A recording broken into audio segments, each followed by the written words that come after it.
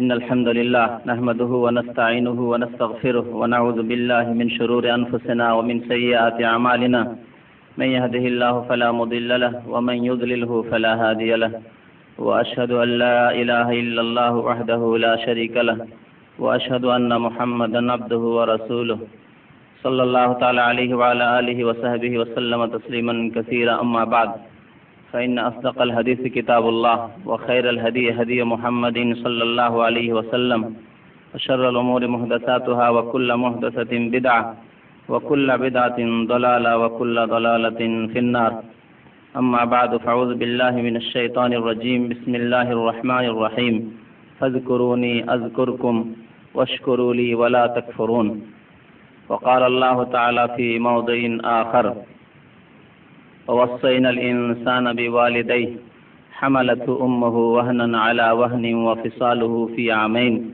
أن اشكر لي ولوالديك إلي المصير মহান আল্লাহর সমস্ত প্রশংসা যে আল্লাহ আমাদেরকে সৃষ্টি করেছেন এবং অসংখ্য নেয়ামত দান করেছেন। যেসব নেয়ামত আমাদের জীবনের প্রতিটি ক্ষেত্রেই জ্ঞানবান ব্যক্তি, একজন মুমিন ব্যক্তি অনুভব করে থাকে, যে সমস্ত আল্লাহ রাব্বুল আলামিনের দান, এবং একজন মুমিন ব্যক্তি তার শুকরিয়া আদায় করে থাকে। আল্লাহ রাব্বুল আলামিন যদি এসব নেয়ামত ছিনিয়ে নেন তো কেউ দান করার ক্ষমতা রাখে না। আল্লাহ রাব্বুল আলামিন কোনো নেয়ামত যদি দান করতে চান কেউ বাধা সৃষ্টি করতে পারে না। সমস্ত নেয়ামত আল্লাহ রাব্বুল আলামিনের পক্ষ থেকে। ওমা বিকুম মিন নি'মাতিন ফামিনাল্লাহ, তোমাদের নিকট যেসব নেয়ামত অনুগ্রহ জীবনের সার্বিক ক্ষেত্রে রয়েছে সব কিছুই আল্লাহর পক্ষ থেকে। ফামিনাল্লাহ, আল্লাহ রাব্বুল আলামিনের পক্ষ থেকে। সুতরাং আল্লাহ রাব্বুল আলামিনের নিয়ামতের শুকরিয়া আদায় করতে হবে। আজকে আল্লাহর শুকরিয়া, কৃতজ্ঞতা সম্পর্কে আলোচনা করব ইনশাআল্লাহ তাআলা। আজকে শাওয়াল মাসের 15 তারিখ 1424 হিজরি, মঙ্গলবারের দিন। জীবনের আমাদের কতটুকু সময় আছে তা জানা নেই। যতটুকু সময় গিয়েছে তা আমাদের জানা রয়েছে যে এতদিন চলে গেছে আমাদের জীবনের, আমাদের বয়সের। তবে প্রত্যেক মানুষের কাছে যে বাকি সময়টি আছে সে সম্পর্কে কেউ জানে না। সুতরাং প্রত্যেক মানুষকে যথাসাধ্য আল্লাহ রাব্বুল আলামিনের শুকরিয়া আদায় করতে হবে। কেমন ভাবে শুকরিয়া আদায় করতে হবে, এই শুকরিয়া সম্পর্কে বিস্তারিত আলোচনা 10টি পয়েন্টে আজকে পেশ করব ইনশাআল্লাহ তাআলা, এবং প্রত্যেকটি ক্ষেত্রে কোরআন এবং রাসূলুল্লাহ সাল্লাল্লাহু আলাইহি ওয়াসাল্লামের হাদিস পেশ করার চেষ্টা করব। প্রথম কথা হচ্ছে যে প্রত্যেক মানুষের জন্য আল্লাহ রাব্বুল আলামিনের শুকরিয়া জ্ঞাপন করা, শুকরিয়া আদায় করা ফরজ, অত্যন্ত গুরুত্বপূর্ণ ফরজ, যে প্রতিটি মানুষ আল্লাহ রাব্বুল আলামিনের শুকরিয়া আদায় করবে। এটি একটি অপরিহার্য কাজ। প্রত্যেক মানুষ শুকরিয়া আদায় করে না। তবে শুকরিয়া আদায় কে করবে? একজন মুমিন অবশ্যই শুকরিয়া আদায় করবে।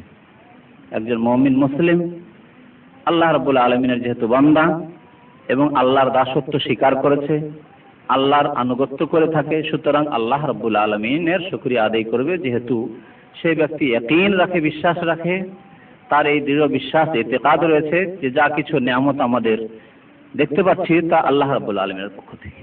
যারা আল্লাহর নিয়ামতকে অস্বীকার করে, আল্লাহকে অস্বীকার করে, তাদের কথা আলাদা। আর আমাদের এই মজলিসে আমরা সবাই আল্লাহর ফজল করমে আল্লাহর প্রতি বিশ্বাস রাখি, আল্লাহ রাসূলের প্রতি বিশ্বাস রাখি, পরকালের প্রতি বিশ্বাস রাখি, জান্নাত জাহান্নামের প্রতি বিশ্বাস রাখি। সওয়াব আযাব আল্লাহর পক্ষ থেকে সৎ মানুষদের জন্য সওয়াব রয়েছে, অশেষ নিয়ামত রয়েছে, অনুগ্রহ রয়েছে এবং দান রয়েছে, এবং যারা পাপিষ্ঠ গুনাহগার তাদের জন্য শাস্তি রয়েছে। এর প্রতি আমাদের বিশ্বাস রয়েছে। সুতরাং আমাদের জেনে রাখা উচিত যে আল্লাহ রাব্বুল আলামিনের নিয়ামতের শুকরিয়া আদায় করা অত্যন্ত গুরুত্বপূর্ণ ফরজ। আল্লাহ রাব্বুল আলামিন এ সম্পর্কে ইরশাদ করেছেন সূরা বাকারা 152 নম্বর আয়াতে, ফাযকুরুনি আযকুরুকুম ওয়াশকুরু লি ওয়ালা তাকফুরুন। মহান আল্লাহ ইরশাদ করেছেন যে হে বান্দা তোমরা আমাকে স্মরণ করো, ফাযকুরুনি, আমাকে স্মরণ করো, আমার জিকির করো। জিকির মানে স্মরণ করা, আল্লাহকে স্মরণ করা। আর জিকির মানে শুধু মুখের জিকির নয়, জবানের জিকির নয়, বরং অন্তর থেকে এমনভাবে জিকির করা, আল্লাহকে স্মরণ করা, যাতে মানুষের জীবনের মধ্যে পরিবর্তন আসে, সততা আসে, তাকওয়া সৃষ্টি হয়, গুনাহ থেকে বেঁচে থাকার গুণ সৃষ্টি হয়, নেক আমল সৎ কাজের জন্য অনুপ্রেরণা সৃষ্টি হয়। এইরকম ভাবে আল্লাহর স্মরণ করা, আল্লাহর জিকির করা। এর মানে হচ্ছে আল্লাহর জিকির, আল্লাহকে স্মরণ করা। ফাজকুরুনি, আমাকে স্মরণ করো। সর্বদাই যদি আল্লাহ স্মরণে থাকে গুনাহ হবে না। যে ব্যক্তি গুনাহ করে আল্লাহ থেকে গাফেল হয়ে গুনাহ করে, আল্লাহ থেকে গাফেল, সে আল্লাহর আযাব থেকে গাফেল, আল্লাহ রাব্বুল আলামিনের আদেশ নিষেধ থেকে গাফেল, সেই জন্য তার দ্বারা গুনাহ হয়। আর যদি স্মরণ করে আল্লাহকে, তাহলে গুনাহ হয়ে গেলে চট করে ফিরে আসবে, প্রত্যাবর্তন করবে, তওবা করবে।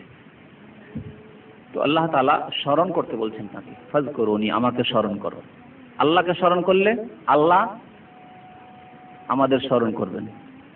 যে ব্যক্তি আল্লাহকে স্মরণ করে আল্লাহ তাকে স্মরণ, আযকুরুকুম, তোমাদেরকেও স্মরণ করব, আল্লাহ স্মরণ করবেন। এই আয়াতের তাফসীরে নবী করিম সাল্লাল্লাহু আলাইহি সাল্লামের হাদিস রয়েছে বুখারী শরীফে, যে বান্দা যখন স্মরণ করে জমিনে, আল্লাহ রাব্বুল আলামিন স্মরণ করেন সেই বান্দাকে আকাশে ফেরেশতাদের মাঝে মানুষের সামনে আল্লাহকে স্মরণ করলে তাদের চাইতে উত্তম জাতি মালায়েকা, যাদের গুনাহ খাতা হয় না, তাদের মাঝে আল্লাহ স্মরণ করে, আলোচনা করে তার কথা। অমুক বান্দা আমাকে স্মরণ করছে, আমাকে দেখেছে কি? এবার আল্লাহ জিজ্ঞেস করে, আযকুরুকুম, আল্লাহ বলছেন তোমাদেরকে আমি স্মরণ করব। তাহলে আল্লাহ ভুলে যাবেন না যদি আল্লাহকে আমরা না ভুলেছি। ওয়াদা আল্লাহ পাক রব্বুল আলামিন।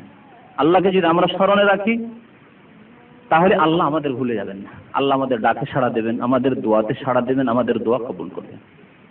ওয়াশকুরুলি, এবং আমার শুকরিয়া আদায় করো। আল্লাহ বলছেন আমার শুকরিয়া আদায় করো। আদেশ, যখন আদেশ আল্লাহর পক্ষ থেকে, তাহলে এটি হচ্ছে ফরজ। আল্লাহ রাব্বুল আলামিন যে কোনো কাজে যদি আদেশ দান করেন এবং সেই আদেশ সম্পর্কে এমন কোনো দলিল প্রমাণ যদি না থাকে যে আপনার এখতিয়ারে রয়েছে, তাহলে সেটি ফরজ। আল্লাহ আদেশ করেছেন এমন কোনো দলিল নেই যে করলেও চলে না করলেও চলে, সুতরাং এই আদেশ মানে ফরজ আদেশ। ওয়াশকুরুলি, আমার শুকরিয়া আদায় করো। ওয়ালা তাকফুরুন, কৃতজ্ঞতা করিও না, না শুকরি করিও না। ওয়ালা তাকফুরুন, তাহলে যারা শুকরিয়া আদায় করে না তারা কুফরি করে। আল্লাহ বলেছেন ওয়াশকুরুলি ওয়ালা তাকফুরুন, শুকরিয়া আদায় করো, কুফরি করিও না। আল্লাহ রাব্বুল আলামিন সূরা লোকমানের 14 নম্বর আয়াতে মাতা পিতার কথা আলোচনা করেছেন, ওয়ালিদাইনের কথা। তাদের কষ্ট, তাদের ক্লেশ, তাদের মেহনত, তাদের কঠোর পরিশ্রম, কত রকমের তারা যন্ত্রণা ভোগ করেছে ছেলে মেয়েদের লালন পালনের জন্য। প্রত্যেক মাতা পিতা, আপনি যেদিন ছেলে ছিলেন সেই দিন আপনার জন্য কষ্ট করেছে আপনার মাতা পিতা। এখন ছেলের বাবা, মেয়ের বাবা যদি হয়ে থাকেন তাহলে আপনি সেটি বুঝতে পারছেন। যদি ছেলে মেয়ের যদি মা হয়ে থাকেন আপনি, তাহলে বুঝতে পারছেন যে কিভাবে কষ্ট করে তাদের লালন পালন করা হয়। বাবা মা কিভাবে কষ্ট করে। কারো বাস্তব অভিজ্ঞতা রয়েছে, আর যদি কারো বাস্তব অভিজ্ঞতা না থাকে, যারা এই ক্ষেত্রে এখনো নামেননি, তাদের বাস্তব অভিজ্ঞতা না হলেও তারা জানেন, জ্ঞান রয়েছে তাদের কাছে, ইলমুল ইয়াকিন রয়েছে, ইলমুল ইয়াকিন রয়েছে। আর যাদের বাস্তব অভিজ্ঞতা হয়েছে একে বলে হাক্কুল ইয়াকিন। আল্লাহ রাব্বুল আলামিন ইরশাদ করেছেন এই সূরা লোকমানে, ওয়াসাইনাল ইনসানা বিওয়ালিদাইহি, এখানেও শুকরিয়ার কথা আলোচনা করেছেন। এই শুকরিয়ার জন্য এই মাতা পিতা সম্পর্কে যে আয়াতটি সূরা লোকমান রয়েছে সেটি পেশ করছি। ওয়াসাইনাল ইনসানা বিওয়ালিদাইহি, মাতা পিতা সম্পর্কে মানুষকে আমি উপদেশ দিয়েছি, আদেশ দিয়েছি। ওয়াসাইনাল ইনসানা বিওয়ালিদাইহি, কিসের উপদেশ দেওয়া হয়েছে? সদ আচরণের, ভালো ব্যবহারের, ভালো আচরণ করতে হয় মাতা পিতার সাথে। কেন? আল্লাহ বলছেন হামালাতু উম্মুহু ওয়াহনান আলা ওয়াহন, বিশেষ করে মায়ের কথা আল্লাহ রাব্বুল আলামিন এখানে বলেছেন। মা কি কষ্ট করেছে? আল্লাহ বলছেন তার মা তাকে ধারণ করেছে কষ্টের উপর কষ্ট বরদাস্ত করে, কষ্টের উপর কষ্ট বরদাস্ত করে, মানে এক রকমের কষ্ট না, নানা রকমের কষ্ট যন্ত্রণা বরদাস্ত করে তাকে ধারণ করেছে, পেটে ধারণ করেছে। কত রকমের কষ্ট হয় পেটে ধারণ করলে, সেগুলি সবার জানা, আলোচনার সময় নেই। হামালাতহু উম্মুহু ওয়াহনান আলা ওয়াহন। এই জন্য আল্লাহ রাব্বুল আলামিন একটি কষ্টের কথা বলেন, ওয়াহনান আলা ওয়াহনিন, কষ্টের উপর কষ্ট। ওয়া ফিসালুহু ফি আমাইন, তারপরে যখন পৃথিবীতে ভূমিষ্ঠ হলো তারপরে কষ্ট শেষ হয়ে যায়নি, এখন স্তন্য দান করতে হবে, দুধ পান করাতে হবে, তার খাবার দাবারের খেয়াল রাখা, তার পেশাব পায়খানার খেয়াল রাখা। পেশাবে যদি আধা ঘন্টা 1 ঘন্টা করে আপনাকে ফেলে রাখতো তাহলে কত রকমের রোগ হয়ে, ঠান্ডা লেগে নিউমোনিয়া হয়ে সাফ হয়ে যেত, তা করেনি। পায়খানার উপরে যদি রেখে দিত তাহলে আপনার কি অবস্থা হতো, শরীরে পোকাও হয়ে যেত। ঘন্টার পর ঘন্টা যদি পায়খানার উপরে আপনাকে ফেলে রেখে দিত শরীরে পোকা ধরে যেত, ঘা হয়ে, তাও করেনি। ওয়াফিসালুহু ফি আমাইন, 2 বছর ধরে, একদিন 2 দিন, দীর্ঘ 2 বছর ধরে দুধ পান করিয়েছে, স্তন্য দান করেছে। তারপরে আল্লাহ রাব্বুল আলামিন বলছেন আনিশকুর লি ওয়া লিওয়ালিদাইক, সুতরাং হে মানুষ আমার শুকরিয়া জ্ঞাপন করবে, শুকরিয়া আদায় করবে, আর মাতা পিতার শুকরিয়া আদায় করবে। আমার শুকরিয়া আদায় করবে যে আমি তোমাকে সৃষ্টি করেছি, তোমাকে কত সুন্দর হেফাজতে রেখেছি মায়ের গর্ভে, রাহেমে, জরায়ুতে, কারারিম মাকিন, কত মজবুত এবং কত নিরাপত্তার জায়গা, কিভাবে আল্লাহ হেফাজতে রেখেছেন এবং কিভাবে খাদ্য পৌঁছাচ্ছেন সেখানে নাভি দিয়ে। এই জন্য আল্লাহর শুকরিয়া আদায় করো। মাতা পিতা খুব বড় হেফাজত করলো, ভালো হেফাজত করলো, একবারে পেটে যখন গর্ভধারণ হলো তখন থেকে নিয়ে ভালো কেয়ারফুল, যেই রকমের আপনার প্রয়োজন লাগে সেই রকমের প্রয়োজন, একজন গর্ভবতী মহিলার জন্য যেসব প্রয়োজন লাগে সাধারণত মেডিকেলে সেসব প্রয়োজনের ব্যবস্থা করলো। কিন্তু আল্লাহ রাব্বুল আলামিন যদি আপনার হেফাজত না করতো তাহলে আল্লাহ ইচ্ছা করলে পেটেই মেরে দিত। অনেক বাচ্চা পেটেই মরে যাচ্ছে। আর কত যে প্রবলেম, কত যে সমস্যা হচ্ছে, বাচ্চা তো গেলই গেল, কিন্তু তার মায়ের জন্য তা তো আল্লাহ করেননি।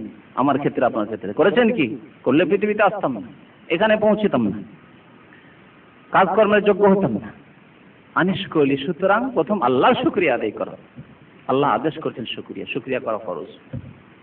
ওয়ালি ওয়ালিদাইকা, মাতা পিতার শুকরিয়া আদায় করো। তারপরে ইবাদতের ক্ষেত্রে আল্লাহ রাব্বুল আলামিন বলেছেন আল্লাহ তা'বুদু ইল্লা ইয়াহু বিল ওয়ালিদাইনি ইহসানা, আল্লাহ ছাড়া কারো ইবাদত করিও না, ইবাদত আল্লাহর জন্য। তারপরে সৎ ব্যবহার, ইহসান কার সাথে করতে হয়? মাতা পিতার সাথে। আল্লাহর পরে কার হক, কার প্রাপ্য?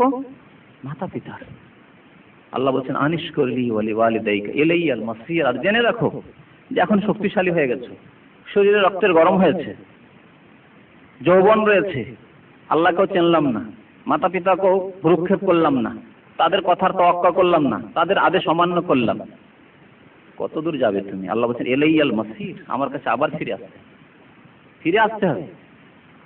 আল্লাহ রশি ঢিল দিয়েছেন। মাছকে যেমন খেলানো হয়, যারা মাছের শিকার করে তারা ওইভাবে মাছকে খেলায়, বড় বড় মাছকে সাথে সাথে টানতে পারে না যতক্ষণ শক্তিশালী থাকে। খেলাতে যখন একেবারে নিস্তেজ হয়ে পড়ে তখন টান দেয়। আল্লাহ রাব্বুল আলামিনের খেলা। আল্লাহ অনেক জালেম, কাফের, বিধর্মী, ফাসেক, বদ প্রকৃতির মানুষকে ঢিল দিয়ে থাকে পৃথিবীতে। আল্লাহর হিকমত রয়েছে তাতে। ইলাইয়াল মাসির, আমার কাছে ফিরে আসতে হবে, প্রত্যাবর্তন করতে হবে। আল্লাহ রাব্বুল আলামিন যদি সত্যিকার আল্লাহর আমরা ইবাদত করি তাহলে আল্লাহর শুকরিয়া আদায় করব। এই ক্ষেত্রে বলছেন ওয়াশকুরু লিল্লাহি ইন কুনতুম ইয়াহু তা'বুদুন, সূরা নাহলের 114 নম্বর আয়াত। ওয়াশকুরু লিল্লাহ, আল্লাহর শুকরিয়া আদায় করো সত্যিকার যদি আল্লাহর তোমরা বান্দা হও, তাহলে আল্লাহর বান্দা আমরা মুমিন, আল্লাহর শুকরিয়া আদায় করো। এটি ছিল আল্লাহ রাব্বুল আলামিনের আদেশ সম্পর্কে, যে আল্লাহর আদেশ শুকরিয়া আদায় করা, এটি আল্লাহর আদেশ এবং আল্লাহর শুকরিয়া আদায় করা অত্যন্ত গুরুত্বপূর্ণ ফরজ। শুকরিয়া আদায় করতে হবে। শুকরিয়ার বিপরীত হচ্ছে কি? না শুকরি করা। কৃতজ্ঞতার বিপরীত হচ্ছে অকৃতজ্ঞতা বা কৃতজ্ঞতা। একে আরবি ভাষা বলা হয় শুকরের বিপরীত হচ্ছে কুফরান মানে না শুকরি করা। কুফর একেবারে বড় কুফরকে কুফর বলা হয়। কুফরান বলা হয় আল্লাহর যে কোনো নিয়ামতের শুকরিয়া আদায় না করা। হয়তো আপনি কিছু ভালো কাজ করেছেন, আপনি মুসলমান, আল্লাহর প্রতি বিশ্বাস রাখেন, পরকালে বিশ্বাস রাখেন, জান্নাত জাহান্নামে বিশ্বাস রাখেন, রাসূলের প্রতি বিশ্বাস রাখেন, কোরআনের প্রতি বিশ্বাস রাখেন, কিন্তু কিছু নিয়ামতের শুকরিয়া আদায় করেন, না। যেভাবে শুকরিয়া আদায় করা উচিত ছিল সেভাবে শুকরিয়া জ্ঞাপন করেন আল্লাহ, তাহলে একে বলা হয় কুফরান, ছোট কুফরি। নাশুকরি করাকে আরবি ভাষায় যেন কুফরানে নেয়ামত বলা হয়। কোরআনের ভাষায় দেখেন ওয়াশকুরুলি ওয়ালা তাকফুরুন, সূরা বাকারা বলা হয়েছে শুকরিয়া আদায় করো, কুফরি করিও না। বড় কুফরি না করলে ছোট কুফরি করে যারা শুকরিয়া আদায় করে। মুসলমান আমি কোথায় কুফরি করলাম? না, এই ছোট কুফরি। যে ব্যক্তি আল্লাহ শুকরিয়া আদায় করলো না সে ছোট কুফরি করলো। কুফরানুন নেমা এই জন্য আরবি ভাষায় বলা হয় নাশুকরি করাকে, কৃতজ্ঞতাকে। আল্লাহ রাব্বুল আলামিন সূরা দাহরে ইরশাদ করেছেন 2-3 নম্বর আয়াতে, হাল আতা আলাল ইনসানি হিনুম মিনাদ দাহরি লাম ইয়াকুন শাইআম মাযকুরা। আল্লাহ বলছেন মানুষ তুমি কোন কোন পর্যায় থেকে আসলে স্মরণ করেছো কি? প্রথম আয়াতে আল্লাহ বলছেন হাল আতা আলাল ইনসান, মানুষের এমন একটা স্তর ছিল না, প্রত্যেক মানুষের জন্য এমন একটা জামানা ছিল না, যুগ ছিল না, কাল ছিল না, স্তর ছিল না, লাম ইয়াকুন শাইআম মাযকুরা, কোন উল্লেখযোগ্য কিছুই ছিল না। সে না ছিল, তার নাম হ্যাঁ ছিল না। সে আপনার নাম আব্দুল্লাহ, আপনার নাম আব্দুর রহমান, আব্দুল খালেক, এই নামটি ছিল পৃথিবীতে আপনার জন্মের আগে? আপনার মায়ের পেটে গর্ভধারণ, আপনার মা যে গর্ভধারণ করলো তার আগে কিছু ছিল? কোনো নামগন্ধ ছিল না, লাম ইয়াকুন শাইআম, কিছুই ছিল না। তুমি না ছিলে, তুমি হ্যাঁ ছিলে না, পৃথিবীতে তার কোনো অস্তিত্ব ছিল না, লাম ইয়াকুন শাইআম মাযকুরা। তারপরে আল্লাহ রাব্বুল আলামিন তোমাকে হ্যাঁ পরিণত করলেন, নিয়ে আসলেন পৃথিবীতে। ইন্না খালাকনাল ইনসানা মিন নুতফাতিন আমশাজ, তারপরে আমি মানুষকে হ্যাঁ কেমন করে নিয়ে আসলাম? সৃষ্টি করলাম মিন নুতফাতিন, ধাতু থেকে, শুক্র থেকে, মানি যাকে বলা হয় মিন নুতফা। আমশাজ যেটি ছিল মখলুত, মিশ্রিত, সংমিশ্রিত, তাতে ছিল শুক্র কীট, ছোট ছোট শুক্র কীট ছিল। সেগুলো থেকে আল্লাহ রাব্বুল আলামিন জন্ম দিলেন, মানুষ আকার দিলেন। তারপরে বিভিন্ন স্তর পার করার পরে মায়ের পেট থেকে বেরিয়ে আসলেন পৃথিবীতে। নাবতালি, আমি সৃষ্টি করলাম মানুষকে কেন? নাবতালি, পরীক্ষা নিরীক্ষার জন্য, ইমতিহানের জন্য, আজমাইশের জন্য। পরীক্ষা এখন হবে, পরীক্ষার জন্য আল্লাহ পৃথিবীতে পাঠান। আল্লাহ স্পষ্ট নাবতালি, তার পরীক্ষা নেব। এখন পৃথিবীতে আসলো, 60 বছর 70 বছর জীবনযাপন করলো, এখন কেমন কর্ম করলো, কেমন মেহনত পরিশ্রম করলো, তার ফলাফল দেখা যাবে মরার পরে, ইন্তেকালের পরে। নাবতালি ফাজআলনাহু সামিয়াম বাসীরা, তাকে শোনার যোগ্যতা দিলাম, তাকে দেখার যোগ্যতা দিলাম, দৃষ্টি শক্তি দিলাম, শ্রবণ শক্তি দিলাম। আল্লাহ দিলেন ফাজআলনাহু সামিয়াম বাসীরা, শুনছে, দেখছে, অথচ তার পূর্বে কিছুই ছিল না। ঘৃণিত পানি ছিল, এমন বীর্য ছিল ঘৃণিত, মানুষ ঘৃণা কত, কাপড় লেগে গেলে ঘৃণা, শরীরে লাগলে কত ঘৃণা। হ্যাঁ, সেই পানি থেকে আল্লাহ সেই বীর্য থেকে সৃষ্টি করলেন। ইন্না খালাকনাল ইনসানা মিন নুতফাতিন আমশাজিন নাবতালিহি ফাজআলনাহু সামিয়াম বাসীরা। তারপরে ইন্না হাদাইনাহুস সাবিলা ইম্মা শাকিরা ওয়া ইম্মা কাফুরা, তারপরে আমি রাস্তা দেখালাম। বড় হলেন, শক্তিশালী হলেন, 15 বছর বয়স হয়ে গেছে, আপনার ওপর শরীয়তের দায়িত্ব চেপে গেছে। শরীয়ত আল্লাহ প্রদত্ত দিন পালন করতে হবে, আল্লাহর দিন ইসলাম বাস্তবায়িত করতে হবে। এটি মুসলমানের উপর, প্রত্যেক মানুষের উপর ফরজ। মুসলমান মেনেছে, অমুসলিম তারা অস্বীকার করেছে। আল্লাহ বলছেন আমি রাস্তা দেখিয়ে দিয়েছি, মানুষকে রাস্তা দেখিয়ে। যেখানে শুধু মুসলিমের কথা বলা হয়েছে, যেহেতু ইনসানের কথা বলা হয়েছে, মানুষের কথা বলা হয়েছে। ইন্না হাদাইনাহুস সাবিল, আমি মানুষকে পথ দেখিয়ে দিয়েছি। পথ কিন্তু সবাইকে দেখানো হয়েছে। কোরআন সবার জন্য আল্লাহ নাযিল করেছেন, রাসূলকে আল্লাহ প্রেরণ করেছেন সবার, সারা বিশ্বের মানবতার জন্য। ইল্লা রাহমাতাল লিল আলামিন, ওয়া মা আরসালনাকা ইল্লা রাহমাতাল লিল আলামিন, সারা বিশ্বের জন্য করুণা স্বরূপ পাঠিয়েছেন। কোরআনে এই কথা বলা হয়নি ইল্লা রাহমাতাল লিল মুসলিমিন বলা হয়েছে। হ্যাঁ, নবী কারীম সাল্লাল্লাহু আলাইহি ওয়াসাল্লামকে মুসলমানদের জন্য করুণা করে পাঠিয়েছে। আল্লাহ বলেননি তো ওয়া মা আরসালনাকা ইল্লা রাহমাতাল লিল আলামিন ওয়া মা আরসালনাকা ইল্লা কাফাতাল লিন-নাসি বাশীরান ওয়া নাযীরা, সমস্ত মানুষের জন্য নবী কারীম সাল্লাল্লাহু আলাইহি ওয়াসাল্লামকে পাঠিয়েছি আমি বাশীরান, সুসংবাদদাতা করে, নাযীরান, সতর্ককারী করে। তিনি সতর্ক করেছেন, তিনি আমাদের সুসংবাদ দিয়েছেন। ভালো কাজ করবে, সুসংবাদ তোমাদের জন্য, সুখবর তোমাদের জন্য। অন্যায় কাজ করবে, গুনাহ করবে, কুফর করবে, পাপের কাজ করবে, তোমাদেরকে সতর্ক করেছি, সাবধান সাবধান, জাহান্নাম থেকে সতর্ক, আযাব থেকে সতর্ক। আল্লাহর আযাব আসবে দুনিয়া এবং আখিরাতে। তো আল্লাহ বলছেন ইন্না হাদাইনাহুস সাবিল, আমি পথ দেখিয়েছি। প্রত্যেক মানুষকে আল্লাহ পথ দেখিয়ে দিয়েছেন। তারপরে আল্লাহ স্বাধীনভাবে ছেড়ে দিয়েছেন, বাধ্য করেননি। বাধ্য করলে পরীক্ষায় কি থাকতো? বাধ্য যদি করে দিত তাহলে পরীক্ষায় কিসের? আপনাকে আমাকে স্বাধীন করে দিচ্ছে, আজান হলো স্বাধীন, আল্লাহ স্বাধীন। বাধ্য করলে আল্লাহ এমন সেই সময় আযাব পাঠিয়ে দিতেন যে সবাই ভয়ে গিয়ে মসজিদে ঢুকে পড়তো যে বাঁচবো না। আল্লাহ যদি পাথর বর্ষণ শুরু করে দেন ওই সময়, এখানে আজান হলো পাথর বর্ষণ, যে বাইরে থাকবে পাথরের আঘাত তার উপর হবে। হ্যাঁ, তাহলে কেউ থাকতো? সবাই দৌড় দিত মসজিদের দিকে। তাহলে পরীক্ষা কোথায় হয়েছে? আল্লাহ স্বাধীন করে। তাহলে স্বাধীনভাবে মসজিদে ছুটে গেলেন, হাইয়া আলাস সালাহ হাইয়া আলাল ফালাহ ডাক হয়ে মসজিদে ছুটে গেলেন। স্বাধীনভাবে আপনি মসজিদ থেকে আসলেন। যে গুনাহ করতে যাচ্ছে সেও স্বাধীনভাবে যাচ্ছে। আল্লাহ ইচ্ছা করে যখন গুনার কাজে তখনই আল্লাহ আঘাত করে দেন। আবরাহাকে যদি ধ্বংস করতে হয়, আবরাহার হাজার হাজার সৈনিককে আল্লাহ ছোট ছোট পাথর, কঙ্কর বলা হয়েছে, তার মেহিম বেহেজারাত মিন, সেই ছোট ছোট কঙ্কর দিয়ে যদি আল্লাহ একেবারে অ্যাটম বোমের মতো ধূলিসাৎ করে দেন তাদেরকে, ভূষার মতো। ভূষা বুঝেন তো? হ্যাঁ, ভূষা।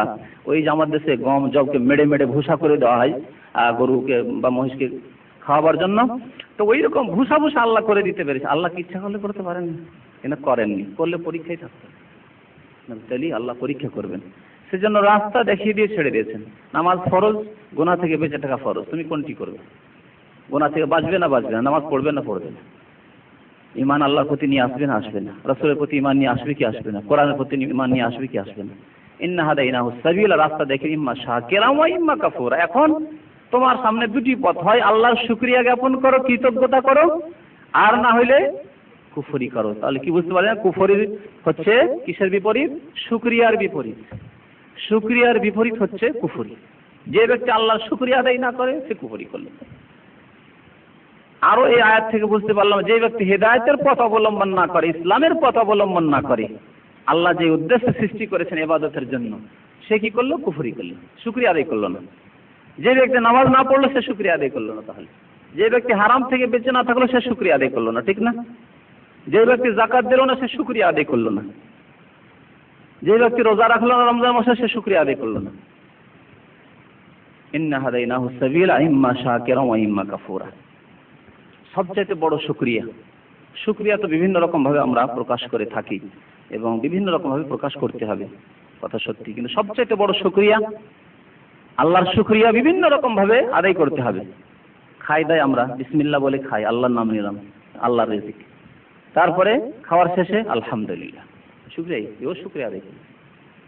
বসে আছেন বন্ধু বান্ধব নিয়ে আর আল্লাহর নিয়ামতের কথা আলোচনা করলেন, আলহামদুলিল্লাহ, কোথায় ছিলাম, কত কষ্টে ছিলাম, ডাল ভাত জুটতো না, আল্লাহ কত সুখ দিয়েছে, প্রতিদিন মাছ ভাত খাচ্ছি, গোশত ভাত খাচ্ছি, কত সুখে আল্লাহ।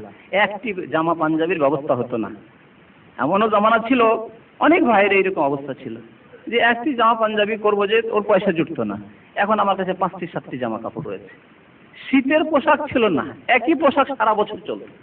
আছে কিনা এরকম স্তর আপনার জীবনে? প্রত্যেকের, অনেকের জীবনে এরকম হয়েছে। এমন একটি জামানা ছিল যে কি শীতের কি গরমের একই রকম পোশাক। একটি পোশাক তৈরি করে নিয়েছেন, ওটা পুষ মাসের শীতেও চলছে আর সেটি বৈশাখ মাসের খরাতেও চলছে, গরমের সময়ও চলছে, একই অবস্থা। কিন্তু এমন জামানা এসেছে যে আলহামদুলিল্লাহ শীতের পোশাক আলাদা, শীতের সময় এসছে মোটা কাপড় পরা শুরু করেছে। তারপরে জ্যাকেট, তো এই তো সেই কত শীতের পোশাক আপনার কাছে রয়েছে। আবার শীত শেষ হলো, হয়ে গেল সারা বছরের জন্য সব শেষ। অনেকে আবার আছেন এই বছর আবার গত বছরগুলো ব্যবহার করব, সরাও, আবার নতুন শীত এসছে, নতুন জামা কাপড় শীতের জন্য। আল্লাহ দিয়েছেন এইসব পয়সা। বসে বন্ধু বান্ধবের সাথে আলোচনা করেছেন এবং আল্লাহ শুকরিয়া, আলহামদুলিল্লাহ, যদি আল্লাহ না দিতেন তাহলে ওই অবস্থা 10 বছর আগে 5 বছর আগে তো এরকমই ছিলাম। শীতের আর গরমের কাপড় একই রকম, পাতলা কাপড় পরতাম, এই সস্তা কাপড়। হ্যাঁ, এটিও আল্লাহর শুকরিয়া, আলহামদুলিল্লাহ বলছেন। আল্লাহ নিয়ামতগুলোকে স্মরণ করার পরে শুকরিয়া আদায় করছেন আপনি, আলহামদুলিল্লাহ আলহামদুলিল্লাহ, এই আল্লাহর পক্ষ থেকে, আল্লাহর দান, শুকরিয়া আদায় করলেন। কিন্তু সবচেয়ে বড় শুকরিয়া কি? হ্যাঁ, শুধু নামাজ আদায় করা। নামাজ আদায় করলো আর যদি কবর সিজদা করলো, শুকরিয়া আদায় করলো? হ্যাঁ, সবচেয়ে বড় শুকরিয়া হচ্ছে আল্লাহর প্রতি ঈমান। সবচেয়ে বড় শুকরিয়া হচ্ছে আল্লাহর প্রতি ঈমান নিয়ে আসা। আল্লাহ আমাদেরকে অসংখ্য নিয়ামত দান করেছেন, সুতরাং শুধুমাত্র আল্লাহর প্রতি বিশ্বাস করতে হবে। আল্লাহ এক ও একক, কুল আল্লাহু আহাদ।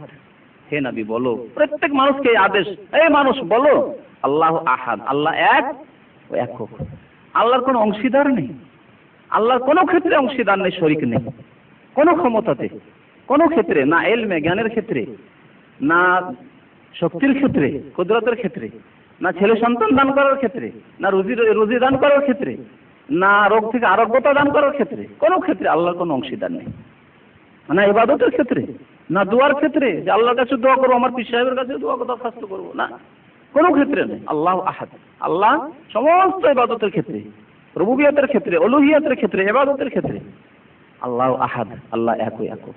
তো আল্লাহর প্রতি বিশ্বাস করা, আল্লাহ রিসালার প্রতি বিশ্বাস করা, আল্লাহ রাব্বুল আলামিন যে রিসালাত, যে মেসেজ, যে পেগাম প্রিয় নবী মুহাম্মদুর রাসূলুল্লাহ সাল্লাল্লাহু আলাইহি সাল্লামের মাধ্যমে পাঠিয়েছেন মানব জাতির জন্য, সেই রিসালাতে বিশ্বাস করা যে আল্লাহর পক্ষ থেকে যেই বিধান এসছে, যে মেসেজ এসছে, সেটি হচ্ছে জীবন বিধান।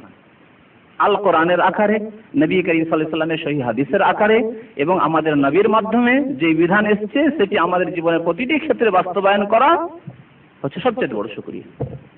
আল্লাহর প্রতি বিশ্বাস, রাসূলের প্রতি বিশ্বাস, পরকালের প্রতি বিশ্বাস, তাকদীরের প্রতি বিশ্বাস, কোরআনের প্রতি বিশ্বাস, এইভাবে যেসব আল্লাহর ফেরেশতাদের প্রতি বিশ্বাস, আল্লাহ রাব্বুল আলামিন ফেরেশতাদের যে নিযুক্ত রেখেছেন বিভিন্ন কাজে, তার মধ্যে একটি হচ্ছে যে আমাদের আমলনামাও লেখা হচ্ছে।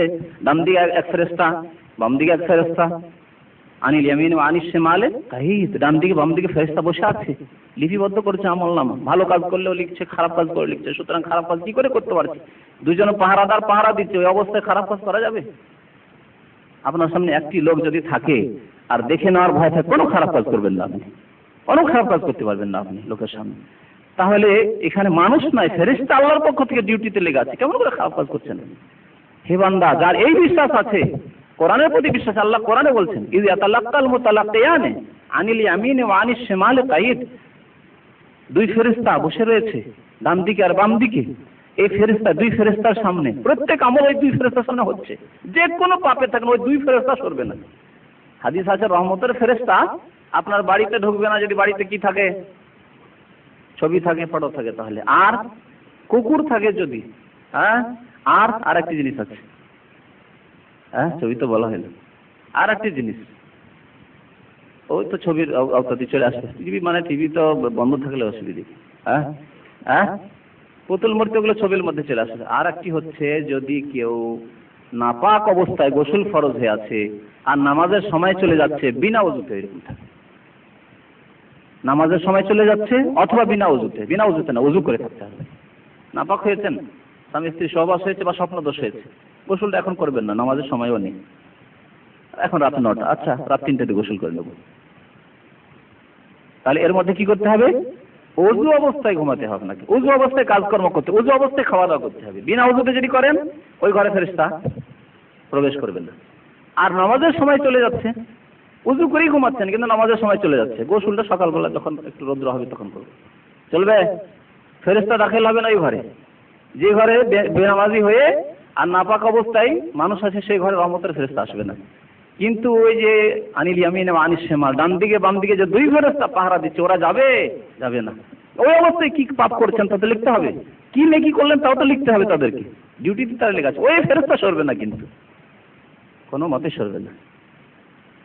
তো সবচাইতে বড় শুকরিয়া বলছিলাম আল্লাহর প্রতি বিশ্বাস, আর যেসব জিনিসের প্রতি বিশ্বাস করতে আল্লাহ রাব্বুল আলামিন বলেছেন এবং প্রিয় নবী মুহাম্মদুর রাসূলুল্লাহ সাল্লাল্লাহু আলাইহি সাল্লাম বলেছেন, এবং তার সাথে সাথে আল্লাহ যা হারাম করেছেন সেসব হারাম কাজ থেকে দূরে থাকা, হারাম কাজ থেকে সতর্ক থাকা, দূরে থাকা, হারাম কাজ না করা, এ হচ্ছে শুকরিয়া। আপনি হারাম কাজ করেন না, আপনাকে আল্লাহ যথেষ্ট ধন দৌলত দিয়েছেন, কিন্তু এই ধনের একটি পয়সাও হারাম কাজে ব্যয় করেন না, কোনো হারাম কাজে নয়। না ফিল্ম দেখাই, না যেসব যন্ত্র দিয়ে ফিল্ম দেখা হয় সেসব ফিল্ম খরিদ করাই, না ডিশে, না ওই পীর ফকির দরবেশের মাজারে গিয়ে নজর মান্নত করে, যে কোনো যত হারাম কাজ হতে পারে, অপচয় করা, তাস খেলা, জুয়া খেলা, হারাম কাজ থেকে দূরে থাকেন এবং আল্লাহ যা নিয়ামত দিয়েছেন তাকে হারাম কাজে ব্যবহার করেন, হারাম কাজে ব্যবহার করেন, জায়েজ কাজে ব্যবহার করেন আপনি, বা ভালো কাজে আপনি ব্যবহার করেন। আর যদি হারাম কাজে কেউ ব্যবহার করে তাহলে সে আল্লাহর শুকরিয়া আদায় করলো না। সবচেয়ে বড় শুকরিয়া আল্লাহর প্রতি ঈমান এবং আল্লাহ রাব্বুল আলামিন এবং রাসূল যেসব জিনিসের প্রতি ঈমান নিয়ে আসতে বলেছেন সেসব জিনিসের প্রতি। তাহলে সবচেয়ে বড় কুফরি কি? সবচেয়ে বড় কুফরি হচ্ছে আল্লাহকে অস্বীকার করা। আল্লাহর প্রতি বিশ্বাস সবচেয়ে বড় শুকরিয়া। এখানে আরেকটি কথা বলি, আল্লাহর সবচেয়ে বড় নিয়ামত হচ্ছে তাহলে কি? ঈমানের তৌফিক, হিদায়াত। হিদায়াত সবচেয়ে বড় আল্লাহর নিয়ামত হচ্ছে হিদায়াত। আল্লাহ সঠিক পথ দেখিয়েছে, যেই হিদায়াতকে কামনা করতে বলা হয়েছে 5 ওয়াক্ত নামাজের প্রত্যেক রাকাতে। 5 ওয়াক্ত নামাজ সে ফরজ হোক, সুন্নত হোক, নফল হোক, বেতর হোক, যে কোনো নামাজ হোক, প্রত্যেক নামাজের প্রত্যেক রাকাতে কি করতে হবে? সেই হেদায়েত চাইতে হবে সূরা ফাতিহার মাধ্যমে। সূরা ফাতিহা ছাড়া নামাজ হয় না। আর সেই সূরা ফাতিহাতে বান্দা কি আল্লাহ কি শিখিয়েছেন, কি চাইতে হবে? ইহদিনাস সিরাতাল মুস্তাকিম, আল্লাহ আমাদেরকে সহজ সরল পথ দেখাও, বা সহজ সরল পথের দিকে হেদায়েত করো। ইহদিনা, আমাদেরকে দেখাও, হেদায়েত করো। তাহলে সবচেয়ে বড় নিয়ামত হেদায়েত। কোন দিকে হেদায়েত? বাংলাদেশ থেকে সৌদি আরবের রাস্তা দেখিয়েছেন? হ্যাঁ, যখন এয়ারপোর্ট থেকে আসেন তখন রাস্তা হারিয়ে ফেলেননি, কফিল হারিয়ে ফেলেননি? অনেকে কফিল হারিয়ে দিচ্ছে, আজকে কফিলই খুঁজে পেলেন না। 6 মাস 1 বছর থেকে কফিল খুঁজে পেল না। ও তো পথভ্রষ্ট, মানে পথ হারিয়ে ফেলেছে, সে চেনে না। তো গন্তব্যস্থানে পৌঁছতে পারলো না, নিরাশ এখান থেকে চলে গেল 1.5 লাখ টাকা খরচ করে। কিন্তু সেটি কি না, সেটি নয়। হেদায়াত মানে আল্লাহর দিকে হেদায়াত। দিশেহারা করে আল্লাহ ছেড়ে দেননি, আল্লাহ দিশে দিয়েছেন, আল্লাহকে চেনার তৌফিক দিয়েছেন, আল্লাহর প্রতি ঈমানের তৌফিক দিয়েছেন আল্লাহ রাব্বুল আলামিন, রাসূলের প্রতি ঈমানের তৌফিক দিয়েছেন, আল্লাহ রাব্বুল কোরআনের প্রতি ঈমানের তৌফিক দিয়েছেন। যে কিতাব আল্লাহ রাব্বুল আলামিন কালাম, আল্লাহর বাণী, পবিত্র বাণী, কালামুল্লাহ। পরকালের প্রতি, জান্নাত জাহান্নামের প্রতি বিশ্বাস করার তৌফিক দিয়েছেন। আল্লাহ রাব্বুল আলামিন মুমিন মুসলিম পরিবারে জন্ম দান করেছেন, জন্মগত মুসলিম হতে পেরেছি। আল্লাহর নিয়ামত, তৌফিক, স্পেশাল তৌফিক। যদি এই তৌফিক না হতো, হিন্দুর ঘরে খ্রিস্টান ইহুদির ঘরে জন্ম হতো, তাহলে কি অবস্থা হতো? অত সহজ ছিল না। আল্লাহর স্পেশাল তৌফিক না হলে ওই কাফের ঘর থেকে বেরিয়ে আসা, কাফের পরিবার থেকে বেরিয়ে আসা অসম্ভব ছিল, অসম্ভব ছিল। যখন মুসলিম পরিবারে জন্মগ্রহণ করে বড় বড় কাফের তৈরি হয়ে যাচ্ছে, তাসলিমা নাসরিনের মতো কাফের তৈরি হয়ে যাচ্ছে, সালমান রুশদির মতো কাফের তৈরি হয়ে যাচ্ছে, বড় বড় কাফের মুরতাদ তৈরি হচ্ছে, অসংখ্য কাফের মুরতাদ আমাদের দেশে রয়েছে, মুনাফিক রয়েছে। তাহলে কাফেরের ঘরে যদি জন্ম হইতো তাহলে কি অবস্থা হইতো? আল্লাহ যদি খাস তৌফিক না হলে, তো আল্লাহ রাব্বুল আলামিন আমাদেরকে তৌফিক দান করেছেন। এটি হচ্ছে সবচেয়ে বড় নিয়ামত, হিদায়াতের তৌফিক, ঈমানের তৌফিক, আল্লাহর প্রতি, রাসূলের প্রতি যে সব জিনিস বিশ্বাস করা এবং সৎ আমলের জন্য আল্লাহ তৌফিক দিয়েছেন। আমার মতো, আপনার মতো, আমার চাইতে সুস্থ, আপনার চাইতে সুস্থ অনেক মানুষ রয়েছে, বেনামাজি, ফাসিক, লম্পট, বদ প্রকৃতির মানুষ, সবসময় পাপের কাজে লেগে আছে। আল্লাহ তাকে তৌফিক দেয়নি, বদনসিব, হতভাগা। আল্লাহ তাকে তৌফিক, আল্লাহ আপনাকে তৌফিক দিয়েছে। একসাথে একই কর্মক্ষেত্রে কাজ করছেন আপনি, হাইয়া আলাস সালাহ, হাইয়া আলাস সালাহ হতেই ছুটে মসজিদে চলে গেলেন, নামাজ পড়লেন আপনি। হতভাগা রাস্তাতে গরমে ঘাম বয়ে যাচ্ছে, তারপরে রাস্তাতে ফুটপাতে বসে আছে। আল্লাহর নিয়ামত। যখন আল্লাহ সবচেয়ে বড় নিয়ামত, আল্লাহর পক্ষ থেকে হিদায়াত, তখন সবচেয়ে বড় শুকরিয়া হচ্ছে তার প্রতি ঈমান নিয়ে আসা এবং সৎ আমল করা, ভালো কাজ করা। আর সবচেয়ে বড় নাশুকরি হচ্ছে, কৃতজ্ঞতা, অকৃতজ্ঞতা হচ্ছে আল্লাহ রাব্বুল আলামিনের ইবাদত না করা, আল্লাহকে অস্বীকার করা, অথবা আল্লাহর সাথে শিরক করা এবং পাপের কাজে লিপ্ত থাকা, গুনার কাজে লিপ্ত থাকা। অথচ আল্লাহ রাব্বুল আলামিন সম্পর্কে আমাদের ঈমান রয়েছে যে আল্লাহ শাহীদ, আল্লাহ সবকিছু দেখছেন, আল্লাহ সবকিছু প্রত্যক্ষ করছেন। উপরন্তু আল্লাহ রাব্বুল আলামিন প্রত্যেক মানুষের সাথে দুটি পাহারাদার লাগিয়ে রেখেছেন, তারপরেও পাপের কাজে লিপ্ত থাকে। এটি হচ্ছে বড় অকৃতজ্ঞতা, নাশুকরি। আল্লাহ রাব্বুল আলামিন সূরা সাজদায় ইরশাদ করেছেন, ওমান আযলামু মিম্মান যুক্কিরা বিআয়াতি রাব্বিহি সুম্মা আ'রাদা আনহা ইন্না মিনাল মুজরিমিনা মুনতাকিমুন। ওর চাইতে বড় জালেম আর পৃথিবীতে কেউ নেই। জালেম, অনেক রকমের জালেম আছে। কেউ কাউকে মারলো, জুলুম করলো, কেউ কারো টাকা পয়সা বেমানি করলো, নিয়ে উধাও হয়ে গেল, এও জালেম। হ্যাঁ, কেউ কাউকে গালাজ করলো, সে জুলুম করলো। জুলুম অনেক প্রকার রয়েছে, কিন্তু সবচেয়ে বড় জালেম কি? আল্লাহ বলছেন, ওমান আযলামু মিম্মান যুক্কিরা বিআয়াতি রাব্বিহি। ওর চাইতে বড় জালেম কে আছে? যে ব্যক্তিকে উপদেশ দেওয়া হলো, যুক্কিরা বিআয়াতি রাব্বিহি, আল্লাহর আয়াত দিয়ে, আল্লাহর কোরআনের আয়াত দিয়ে, কোরআন দ্বারা, নবী করিম সাল্লাল্লাহু আলাইহি ওয়াসাল্লামের হাদিস দ্বারা তাকে উপদেশ দান করা হলো। আল্লাহ কোরআন নাযিল করলেন তার জন্য, রাসূল পাঠালেন, রাসূলুল্লাহ সাল্লাল্লাহু আলাইহি ওয়াসাল্লাম হাদিস রয়েছে সুরক্ষিত। এই অবস্থায় দ্বীন কমপ্লিট রয়েছে। জেনে শুনে বুঝতে পারলো, তারপরেও কি করলো? ফাআরাদা আনহা, মুখ ফিরিয়ে নিল, আল্লাহর প্রতি বিশ্বাস করলো না, শিরিক করতে থাকলো, অথবা নাস্তিকতাই থেকে গেল, অথবা মুসলমান জাতিগত মুসলমান তো থাকলো, নামাজ পড়লো না, নেক কাজ, ভালো কাজ করলো না, পাপের কাজ করতে থেকে গেল। ফাআরাদা আনহা, এদের সম্পর্কে আল্লাহ রাব্বুল আলামিন বলছেন, ইন্না মিনাল মুজরিমিনা মুনতাকিমুন। এই রকমের লোকেরা হচ্ছে মুজরিমিন, অর্থাৎ অপরাধী, পাপিষ্ট। মুজরিম মানে পাপিষ্ট, অপরাধী। তাদের থেকে আমি কি করব? প্রতিশোধ নেব। আল্লাহ প্রতিশোধ নেবেন। ইন্না মিনাল মুজরিমিনা মুনতাকিমুন, আমি আল্লাহ তাদের প্রতিশোধ নেব। আল্লাহ যদি প্রতিশোধ নেই, ইন্তেকাম নেই, তাহলে উপায় আছে কারো? হ্যাঁ, ইন্না মিনাল মুজরিমিনা, সূরা সাজদা দেখুন, ইন্না মিনাল মুজরিমিনা মুনতাকিমুন। তারপরে যেটি পয়েন্ট আলোচনা করব 5 নম্বর, সেটি হচ্ছে যে শুকরিয়া আদায় করলে তার সওয়াব কি রয়েছে, তার জন্য আল্লাহর পক্ষ থেকে কি দান রয়েছে, আল্লাহ কি দেবেন একটি। তারপরে ইনশাআল্লাহ বলবো শুকরিয়া আদায় না করলে কি শাস্তি রয়েছে। শুকরিয়া আদায় করলে আল্লাহ রাব্বুল আলামিনের পক্ষ থেকে একটি জিনিস যেটি কোরআনের দ্বারা স্পষ্ট, কোরআনে আল্লাহ বলেছেন, সেটি হচ্ছে যে আল্লাহ আযাবকে দূর করবেন। শাস্তি ছিল, আযাব ছিল, আযাবকে দূর করবেন। আর যে কোনো এমন কষ্টকর জিনিস যেটি আপনার জন্য আমার জন্য কষ্টকর, বিপজ্জনক, তা দূর করবেন। আল্লাহর আযাব দূর করবেন। এবং পৃথিবীতে যেসব কষ্টকর জিনিস সাধারণত মানুষের জীবনে হয়ে থাকে, রোগ বালা মুসিবত, গুনার কারণে অথবা কিছু ত্রুটির কারণে, ফরজ যেগুলো জরুরি জিনিস সেসব জিনিসে কিছু ত্রুটির কারণে, তো সেগুলো জিনিসকে আল্লাহ দূর করবে। শুকরিয়া যদি আদায় করে মানুষ, তাহলে আল্লাহ রাব্বুল আলামিন বালা মুসিবতকে দূর করবেন। অসন্তোষজনক জিনিসকে আল্লাহ রাব্বুল আলামিন দূরে রাখবেন। এক কথায় আল্লাহ রাব্বুল আলামিন সুখে রাখবেন। আযাব থেকে, দুনিয়ার এবং আখিরাতের আযাব থেকে মুক্তি দান করবেন, আল্লাহ সুখে রাখবেন, আল্লাহ শান্তিতে রাখবেন। এটি হচ্ছে আল্লাহর পক্ষ থেকে দান, দুনিয়ার দান, আখিরাতের দান। দুনিয়াতেও আল্লাহ সুখী রাখবেন, আখিরাতেও আল্লাহ সুখী রাখবেন। এই ক্ষেত্রে আল্লাহ রাব্বুল আলামিন একটি আয়াত ইরশাদ করেছেন সূরা নিসার 147 নম্বর আয়াত, মা ইয়াফআলুল্লাহু বিআযাবিকুম ইন শাকারতুম ওয়া আমানতুম ওয়া কানা আল্লাহু শাকিরান আলিমা। আল্লাহ বলছেন আল্লাহ তোমাদেরকে আযাব দিয়ে কি করবে, কেন বা আযাব দেবে, এই ভাষাটি আল্লাহ বলছেন। মা ইয়াফআলুল্লাহু বিআযাবিকুম, তোমাদেরকে আল্লাহ কেন আযাব দেবে, কখন আযাব দেবেন না, ইন শাকারতুম ওয়া আমানতুম, যদি আল্লাহর শুকরিয়া জ্ঞাপন করো, ওয়া আমানতুম, আল্লাহর প্রতি বিশ্বাস স্থাপন করো, ঈমান নিয়ে আসো, ঈমান নিয়ে আসো এবং শুকরিয়া আদায় করো। ঈমানের সাথে শুকরিয়া আদায় করা তার মানে সৎ আমল। যে সৎ আমল কথা অধিকাংশ ঈমানের জায়গায় আল্লাহ বলেছেন, ইন্নাল্লাযীনা আমানু ওয়া আমিলুস সালিহাত, যেখানে ঈমানের কথা বলা হয়েছে সেখানে ভালো কাজের কথা বলা হয়েছে, কোনো জায়গায় শুধু ঈমানের কথা বলা হয়নি। এইরকম পাবেন না আপনি যে আল্লাহ শুধু ঈমানের কথা বলে ছেড়ে দিয়েছে। ঈমান তার সাথে সাথে আমল জরুরি। সুতরাং কেউ যদি বলে যে আমি তো মুসলমান অথচ নামাজ পড়ে না, না, মোটেই না, আপনি মুসলমান না। মুসলমান থাকার প্রমাণ দিতে হবে আপনাকে।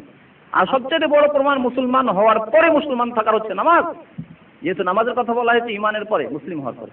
যাকাত, রোজা, হজ, এই ইসলামের যে 5টি আরকান, স্তম্ভ, এটি হচ্ছে প্রথম প্রমাণ। হারাম থেকে বেঁচে থাকা, শিরক থেকে বেঁচে থাকা, বিদআত থেকে বেঁচে থাকা, রাসূলের তরিকায় জীবনযাপন করা সার্বিক ক্ষেত্রে, এগুলি হচ্ছে প্রমাণ যে আপনি মুমিন। আল্লাহ বলছেন আল্লাহ কেন তোমাদেরকে আযাব দেবেন, ইন শাকারতুম ওয়া আমানতুম, যদি আল্লাহ শুকরিয়া আদায় করো আর আল্লাহর প্রতি ঈমান নিয়ে আসো, তাহলে আল্লাহ কেন আযাব দেবে। তার মানে আল্লাহ আযাব দেবেন না। যারা আল্লাহ শুকরিয়া আদায় করে এবং আল্লাহর প্রতি ঈমান নিয়ে আসে, ঈমান এবং সৎ আমলের মাধ্যমে শুকরিয়া আদায় করে, তাদেরকে আল্লাহ আযাব দেবেন না। ওয়া কানা আল্লাহু শাকিরান আলিমা।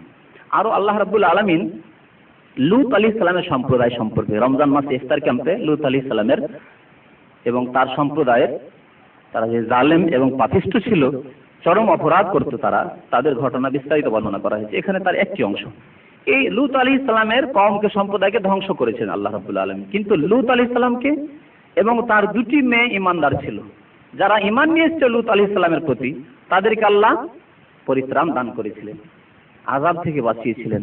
লূত আলাইহিস সালামের স্ত্রী লূত আলাইহিস সালামের প্রতি ঈমান নিয়ে আসেনি, সেজন্য আল্লাহ তার স্ত্রীকেও ধ্বংস করেছেন। স্ত্রী হয়েও সে বাঁচতে পারেনি আল্লাহর সাথে কুফরি করে। এই সম্পর্কে আল্লাহ রাব্বুল আলামিন কেন মুক্তি দান করলেন লূতকে এবং লূতের মেয়েদেরকে এবং লূতের প্রতি যারা ঈমান নিয়েছিল তাদেরকে, আর বাকি সবাইকে কেন ধ্বংস করলেন, এ সম্পর্কে আল্লাহ রাব্বুল আলামিন বলছেন, কাযযাবাত কওমু লূতিন বিন নুযুর, লূত আলাইহিস সালামের সম্প্রদায় লূত আলাইহিস সালামের জামানায় যে নজর অর্থাৎ সতর্ককারীরা এসেছিলেন, লূত আলাইহিস সালাম ছিলেন সতর্ককারী, তিনি নবী। আরো ভালো লোকেরা, ভালো লোক ভালো মানুষকে ভালো উপদেশ দিয়ে থাকে। নবী করিম সাল্লাল্লাহু আলাইহি ওয়াসাল্লামের জামানায় অনেক লোক মুসলমান হয়েছে আবু বকরের মাধ্যমে। আবু বকরের অনেক বন্ধু ছিল, আবু বকর তুমি মুসলমান হয়ে গেছো, তাহলে তো আমি আর থাকবো কেন, আমি মুসলমান হয়ে যাই। আবু বকর আলাইহিস সালাম যেখানে সেখানে গেছেন, ভাই আমি ইসলাম গ্রহণ করেছি, আমি 70 দিন বুঝেছি, আমাকে তুমি চেনো না, আমার চরিত্র জানো না, আমি কেমন মানুষ, তুমি আমার বন্ধু, কেন তুমি ইসলাম গ্রহণ করবেন। এইভাবে আবু বকরও দাওয়াতের কাজ করেছেন। তাহলে শুধু নবী দাওয়াতের কাজ করেন। এই ক্ষেত্রে মনে রাখবেন যে দাওয়াতের কাজ শুধু একজন লোক করবে না, আপনাদের প্রত্যেকের দায়িত্ব, প্রত্যেক মুসলমানের দায়িত্ব যে আপনি যে যেখানে আছেন সেখানে মানুষকে ভালো কাজের দাওয়াত দেবেন, ভালো কাজের দিকে ডাক দেবেন, নামাজ পড়তে যাচ্ছেন নামাজ পড়তে ডাক দেবেন, এবং পাপের কাজ কেউ করলে তাদেরকে ভালো উপদেশ দিবেন, নিষেধ করবেন, তাদেরকে বাধা দেবেন, প্রত্যেকের দায়িত্ব। এই জন্য আল্লাহ লূত আলাইহিস সালাম একজনের কথা বলেন, বিন নজর, সতর্ককারীরা সেই জামানায় যারা ভালো লোক ছিল, সতর্ক করতো মানুষকে যে পাপ করতে হয় না, গুনাহ করিও না, শিরক করিও না, কুফরি করিও না, এসব জঘন্য নোংরা কাজ তোমরা যে করছো এসব কাজ করিও না, এই সতর্ককারীরা। এরা অস্বীকার করেছিল, এদের কথা তারা অমান্য করেছিল। তখন আল্লাহ রাব্বুল আলামিন কি করেছে, ইন্না আরসালনা আলাইহিম হাসিবান, আল্লাহ বলছেন আমি তাদেরকে ধ্বংস করার জন্য লূত আলাইহিস সালামের সম্প্রদায় যারা পাপিষ্ঠ, সমকামিতায় লিপ্ত ছিল, অনেক নোংরা কাজে লিপ্ত ছিল, তাদেরকে ধ্বংস করার জন্য কি করেছিলাম, হাসিবান, অর্থাৎ পাথর বর্ষণ করেছিলাম। পাথর বর্ষণ করেছিলাম, পাথর বর্ষণ মনে হচ্ছে বৃষ্টি হবে, আর পাথর বর্ষণ করে তাদেরকে ধ্বংস করেছে আল্লাহ রাব্বুল আলামিন। তারপরে সেই জমিনকে আল্লাহ এখানে জমিনকে উল্টে পাল্টে দিয়েছে।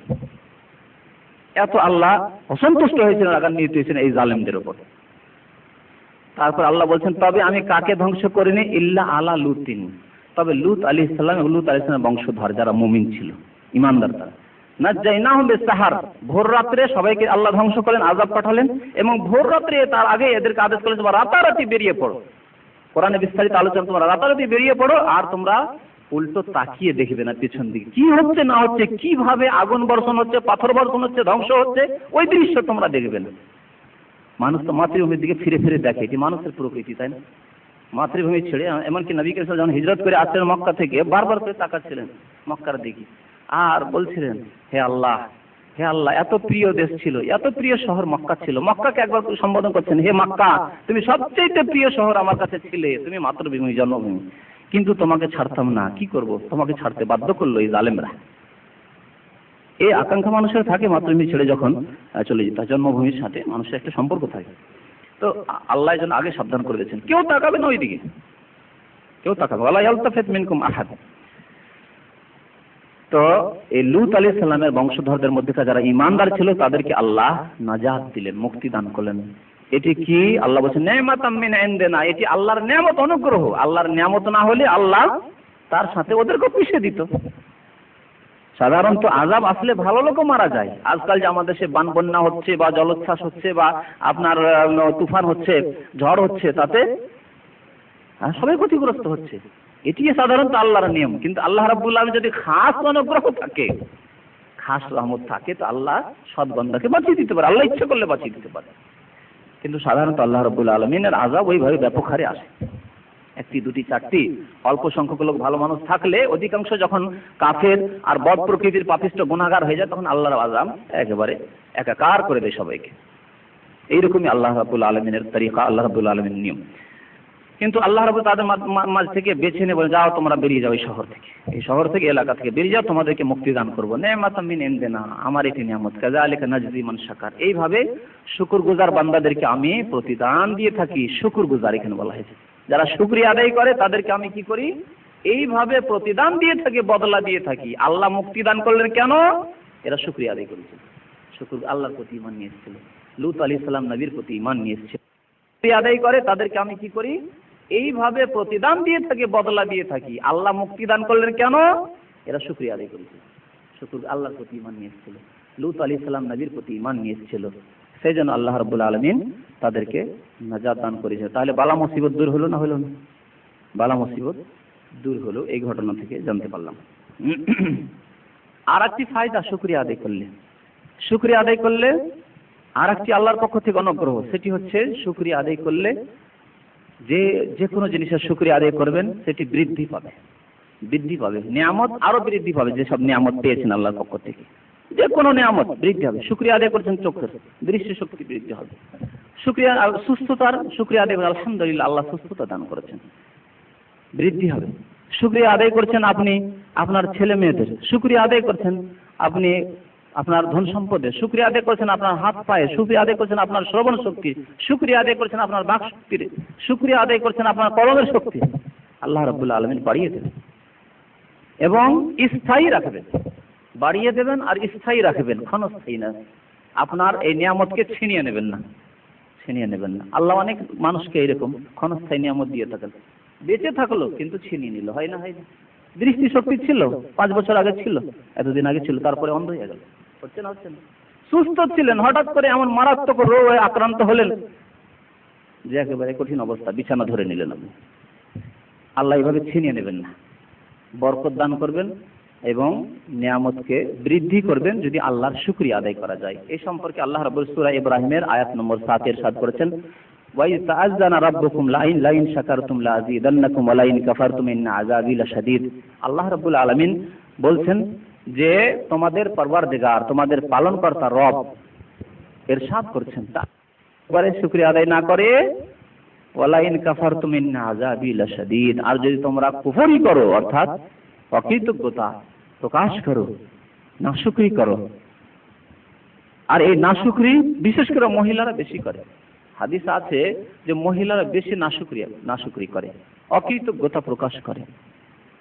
এই স্বামীর বাড়িতে এসে জীবনে শান্তি পেলাম না, হয়তো একবারই কষ্ট হয়েছে, 1 বছরই কষ্ট হয়েছে, 2-4 মাস হয়তো স্বামী অসুস্থ, ভালো খাবার দাবার দিতে পারছে না, ভালো কাপড় চোপড় দিতে পারছে না, হ্যাঁ, জীবনে শান্তি পেলাম না। কোন সময় স্বামী হয়তো রেগে গিয়ে কোনো একটি বড় কথা বলে দিল, জীবনে শান্তি পেলাম না এর বাড়িতে। নবী করিম সাল্লাল্লাহু আলাইহি ওয়াসাল্লাম বুখারী মুসলিম শরীফের হাদিসে আছে যে অধিকাংশ মহিলা জাতি কি করবে? জাহান্নামে যাবে। মেরাজে গিয়ে নবী করিম সাল্লাল্লাহু আলাইহি ওয়াসাল্লাম অধিকাংশ জান্নাতি দেখলেন কাদেরকে বলতে পারেন? না, পুরুষদের। মানে আপনারা শুধু জান্নাত করতে চাইছেন নিজের রিজার্ভ নাকি? দরিদ্র গরিবদেরকে, ফকির মিসকিনদেরকে অধিকাংশ সংখ্যায়, অধিকাংশ যারা জান্নাতে দেখলেন তারা আল ফুকারা, ফকির মিসকিন, যারা দরিদ্র, তাদের হিসাব নিকাশ বেশি নেই, হিসাব নিকাশ বেশি নেই। আপনার পয়সা যদি, আপনার যদি ধরেন কাজকর্ম যদি অল্প হয় তাহলে হিসাব নিকাশ চট করে সেরে দিয়ে প্রতিদিন সেরে দিতে পারলেন। আর বিরাট কোম্পানি খুলে ফেলেছেন, ইন্ডাস্ট্রি আর ফ্যাক্টরি, আর হিসাব কি 1-2 দিন হবে? লেগে আছে 2-4টা অ্যাকাউন্টেন্ট, তারপরে হিসাব শেষ হচ্ছে না। হবে না, হবে না। ওই রকমের ধন সম্পদ বেশি থাকলে আল্লাহ হিসাব নিতে থাকবে, ওই সব ধনের কি করেছিলে তুমি, কোথা থেকে এসেছিল, কোথায় খরচ করেছিলে, ওই যে ধনগুলো এসেছিল ওগুলো হারাম পয়সা না হালাল পয়সা, বলো কোথা থেকে এত টাকা পয়সা তোমার এসেছিল? হিসাব দিতে দিতে দিতে দিতে এমন বিলম্ব হয়ে যাবে, লেট হয়ে যাবে, অনেক পরে জান্নাতে, যদিও ভালো আমল থাকে জান্নাতে যায় পয়সাওয়ালারা, অনেক পরে যাবে। আর গরিব যারা, আল্লাহ কি হিসাব নেবে? আল্লাহ এই যে দেহ দিয়েছিল এইটুকুই, আর কোড়ে ঘরে বসবাস করেছি, যা কিছু ডাল ভাত পেয়েছি খেয়েছি, তোমার শুকরিয়া আদায় করছি, আল্লাহ তোমার নামাজ পড়েছি, ইবাদত করেছি, কোনো গুনাহ করিনি, আর হিসাব নেবে কি? সাফ যাও তুমি জান্নাতে। এই জন্য হাদিসে আছে যে গরিব লোকেরা সচ্ছল ব্যক্তিদের 40 বছর আগে জান্নাতে চলে যাবে, 40 বছর আগে জান্নাতে চলে যাবে। প্রিয় নবী মুহাম্মদ রাসূলুল্লাহ সাল্লাল্লাহু আলাইহি ওয়াসাল্লাম এই জন্য তামান্না করেছেন, আকাঙ্ক্ষা করেছেন আল্লাহর কাছে যে আল্লাহ, আল্লাহুম্মা আহিনি মিসকিনান ওয়া আমিতনি মিসকিনান ওয়া হশুরনি ফি জুমরাতিল মাসাকিন। হে আল্লাহ, আমাকে জীবিত রাখো মিসকিন করে, মিসকিনদের সাথে জীবিত রাখো, এইরকম অবস্থায়, সাধারণ অবস্থায় রাখো আল্লাহ, দরিদ্র অবস্থায়।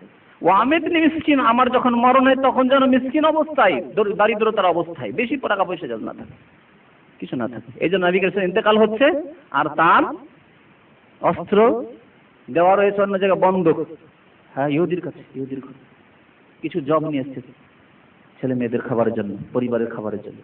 এই অবস্থায় ইন্তেকাল হচ্ছে, বাড়িতে কিছু নেই।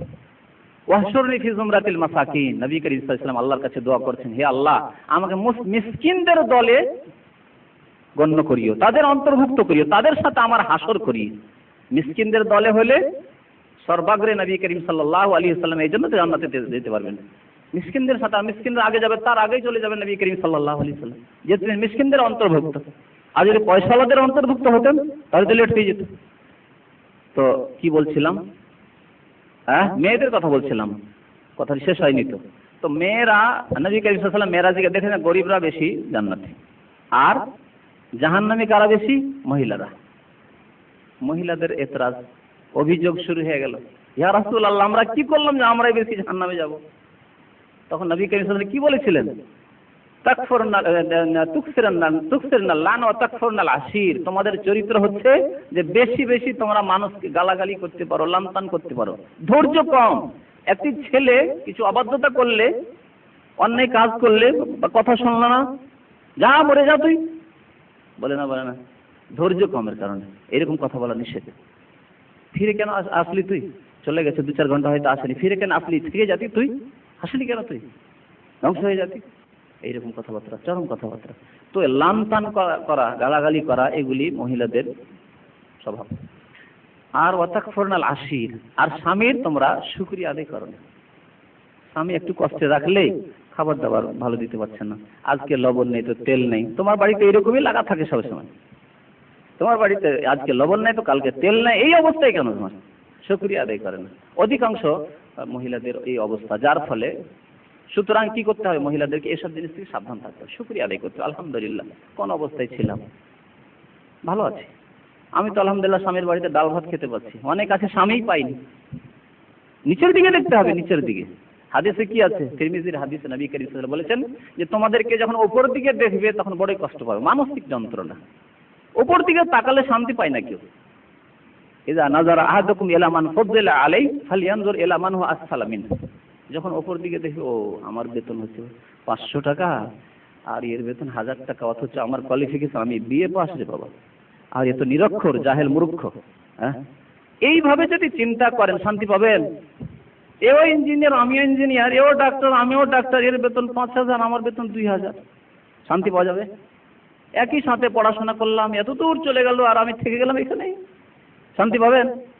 কোনোদিন শান্তি পাবেন? দুনিয়াতেও শান্তি পাবেন না, আল্লাহর শুকরিয়া আদায় করলেন না, সুতরাং দুনিয়া পরকাল কখনো শান্তি পাবেন না, শুকরিয়া করলেন। এই জন্য শুকরিয়া আদায় করলে কি করতে হবে? ফালইয়ানজুর ইলা মান হুয়া আসফাল মিনহু, তার নিচে কেউ আছে কিনা, তার নিম্ন স্তরে কেউ আছে কিনা সেদিকে তাকাতে হবে। যদি কোথাও নিম্ন সমাজে কাউকে আপনার নিম্ন স্তরে পাচ্ছেন না, দেখছেন গ্রামের মধ্যে বা এখানে যেখানে আছেন আপনি দেখছেন আমি সবচাইতে নিচে মনে হচ্ছে, আমার বেতন 250-300 টাকা, আর কোনো ইনকাম নেই, যদি এই অবস্থায় দেখেন চলে যান হসপিটালে, চলে যান হসপিটালে, এমার্জেন্সিতে গিয়ে আধা ঘন্টা দাঁড়িয়ে থাকেন, কেমন শুকরিয়া আদায় করেন তা দেখবেন। কার হাত ভেঙে চলে আসছে, কার পা ভেঙে চলে আসছে, কার মাথা ভেঙে চলে আসছে, কি অ্যাক্সিডেন্ট হয়ে একবার মুমূর্ষু অবস্থায় চলে আসছে। এই জন্য বিমার কুরসি করতে বলা হয়েছে, রোগীদেরকে মাঝে মাঝে দেখতে বলা হয়েছে, এটি মুসলমানের উপর মুসলমানের হক কিনা, হে রহস্য রয়েছে, শুকরিয়া আদায় করুন। যান মাঝে মাঝে হাসপাতালে, শুকরিয়া আদায় করুন, রোগীদেরকে দেখেন, শুকরিয়া আদায়, আলহামদুলিল্লাহ কিচ্ছু যদি না থাকে আমার কাছে 250 টাকায় বেতন যথেষ্ট, কিন্তু আমি সুস্থ, আলহামদুলিল্লাহ, আল্লাহ শুকরিয়া আদায় করুন। সময় অনেক হয়ে যাচ্ছে। শুকরিয়া আদায় করা নবী রাসূল এবং নেক বান্দাদের গুণ। প্রত্যেক জামানায় আল্লাহর নবীগণ, আল্লাহর রাসূলগণ এবং আল্লাহর নেক বান্দা যারা সৎ বান্দা, উলামায়ে কিরাম, ভালো মানুষ যারা সৎ বান্দা সালেহীন, আল্লাহর ওলি আউলিয়া, তারা শুকরিয়া আদায় করেছেন। এটি হচ্ছে তাদের সিফাত। আল্লাহ রাব্বুল আলামিন নূহ আলাইহিস সালাম সম্পর্কে ইরশাদ করেছেন সূরা বনী ইসরাঈলের 3 নম্বর আয়াতে ইরশাদ করেছেন সূরা ইসরা, যুররিয়াত মান হামালনা মা নূহ ইন্নাহু কানা আবদান শাকুরা। হে নূহ আলাইহিস সালামের সন্তান, হে নূহ আলাইহিস সালামের সাথে যারা ওই তার জাহাজে, পানি জাহাজে, তার নৌকাতে যারা সওয়ার হয়েছিল, চেপেছিল, তারাই তো পৃথিবীতে বেঁচে, বাকি তো সব ধ্বংস হয়ে গেছিল, তাই না? সারা পৃথিবীকে বন্যা দিয়ে আল্লাহ প্লাবিত করে দিয়ে ধ্বংস করে দিয়েছে। নূহ আলাইহিস সালামের সাথে যারা সেই জাহাজে, পানি জাহাজে সওয়ার হয়েছিল, তারাই বেঁচেছে, আর কেউ বাঁচতে পারেনি, এমন বড় বন্যা আল্লাহ পাঠিয়েছিলেন। তো তাদেরকে সম্বোধন করে, অর্থাৎ আমাদেরকে সম্বোধন করে, যুররিয়াত মান হামালনা মাহু, যাদেরকে নূহ আলাইহিস সালামের সাথে আমি জাহাজে সওয়ার করেছিলাম, তাদের সন্তানরা তোমরা শোনো যে ইন্নাহু কানা আবদান শাকুরা, নূহ আলাইহিস সালাম শুকরগুজার বান্দা ছিলেন। তোমরাও শুকরিয়া আদায় করবে, তোমরাও শুকরিয়া আদায় করবে। যে তোমাদেরকেও যদি ধ্বংস করে দেওয়া হতো, সারা পৃথিবীর মানুষকে ধ্বংস করে দিত, তোমরা পৃথিবীতে আর আসতে না। সেই দিনে যদি আল্লাহ সবাইকে ধ্বংস করে দিতেন, তাহলে পৃথিবীতে আর মানুষ জাতি আসতো না। ইন্নাহু কানা আবদান শাকুরা, নূহ আলাইহিস সালাম শুকরগুজার বান্দা ছিলেন, রাসূল তিনি। ইব্রাহিম আলাইহিস সালাম সম্পর্কে আল্লাহ রাব্বুল আলামিন বলেন সূরা নাহলের 120-21 নম্বর আয়াত, ইন্না ইব্রাহিমা কানা উম্মাতান কানিতান লিল্লাহি হানিফা ওয়া লাম ইয়াকুন মিনাল মুশরিকিন শাকিরান লিআনউমিহি ইজতাবাহু ওয়া হাদাহু ইলা সিরাতিল মুস্তাকিম। আল্লাহ বলেন নিঃসন্দেহে ইব্রাহিম আলাইহিস সালাম কি ছিলেন? একাই এক উম্মত ছিলেন। কোন মানুষকে একাই এক উম্মত, উম্মত মানে কি? এটি দল, এটি জাতি। ইব্রাহিম আলাইহিস সালাম একজন মানুষ যিনি একাই এক জাতি ছিলেন। এক জাতি যেই কাজ না করতে পারে সেই কাজ ইব্রাহিম আলাইহিস সালাম একাই করেছেন। এই জন্য ইব্রাহিম আলাইহিস সালামকে একাই এক জাতি বলে আখ্যায়িত করা হয়েছে কোরআনের ভাষায়। স্পষ্ট ভাষায় আল্লাহ বলেছেন ইন্না ইব্রাহিমা কানা উম্মাতান, একটি উম্মত ছিলেন। ইব্রাহিম আলাইহিস সালাম যে কুরবানি করেছেন, যে ত্যাগ স্বীকার করেছেন, জানের, মালের, দেশের, বাড়ি থেকে বাবা বিতাড়িত করে দিল, বেরিয়ে গেলেন, তারপরে নমরুদের সম্মুখে নমরুদ আগুনে নিক্ষেপ করে দিল, এইরকম সাহস একটি জাতিও করতো না। একটি জাতীয় যদি থাকতো, মনে হয় আজকালকার জাতি, তবুও যদি আগুনের ভয় থাকে আগুনে নিক্ষেপ করবে, তাহলে কি যে করতো আল্লাহই জানে। শুধু সন্ত্রাস সন্ত্রাস যে বলছে জালেম ইহুদি খ্রিস্টানরা, ইসলামের শত্রুরা, সেই ভাষা শুনে কত লোকে দাড়ি সাফ করে দিল, যে দাড়ি রাখলে বিপদে বাবা। আজকাল হ্যাঁ, দাড়ি রাখলেই সন্ত্রাস, নামাজ টামাজে বেশি গেলেই ঝামেলা রয়েছে রে বাবা। হ্যাঁ, বুঝতে পারছেন? তারপর ইসলামের কথাবার্তা বেশি বললেই ঝামেলা রয়েছে রে বাবা। অথচ এখনো ওই রকম পরিস্থিতি সৃষ্টি হয়নি যে সবকে আগুনে নিক্ষেপ করে দিবে নমরুদের মতো, এইরকম জালেম তৈরি হয়েছে। আর জাতি কত কত মুসলমানদের সংখ্যা, তারপরে ভয়ে ভীত আজকের মুসলিমদের নেতৃস্থানীয় ব্যক্তিরা ভীত হয়ে রয়েছে।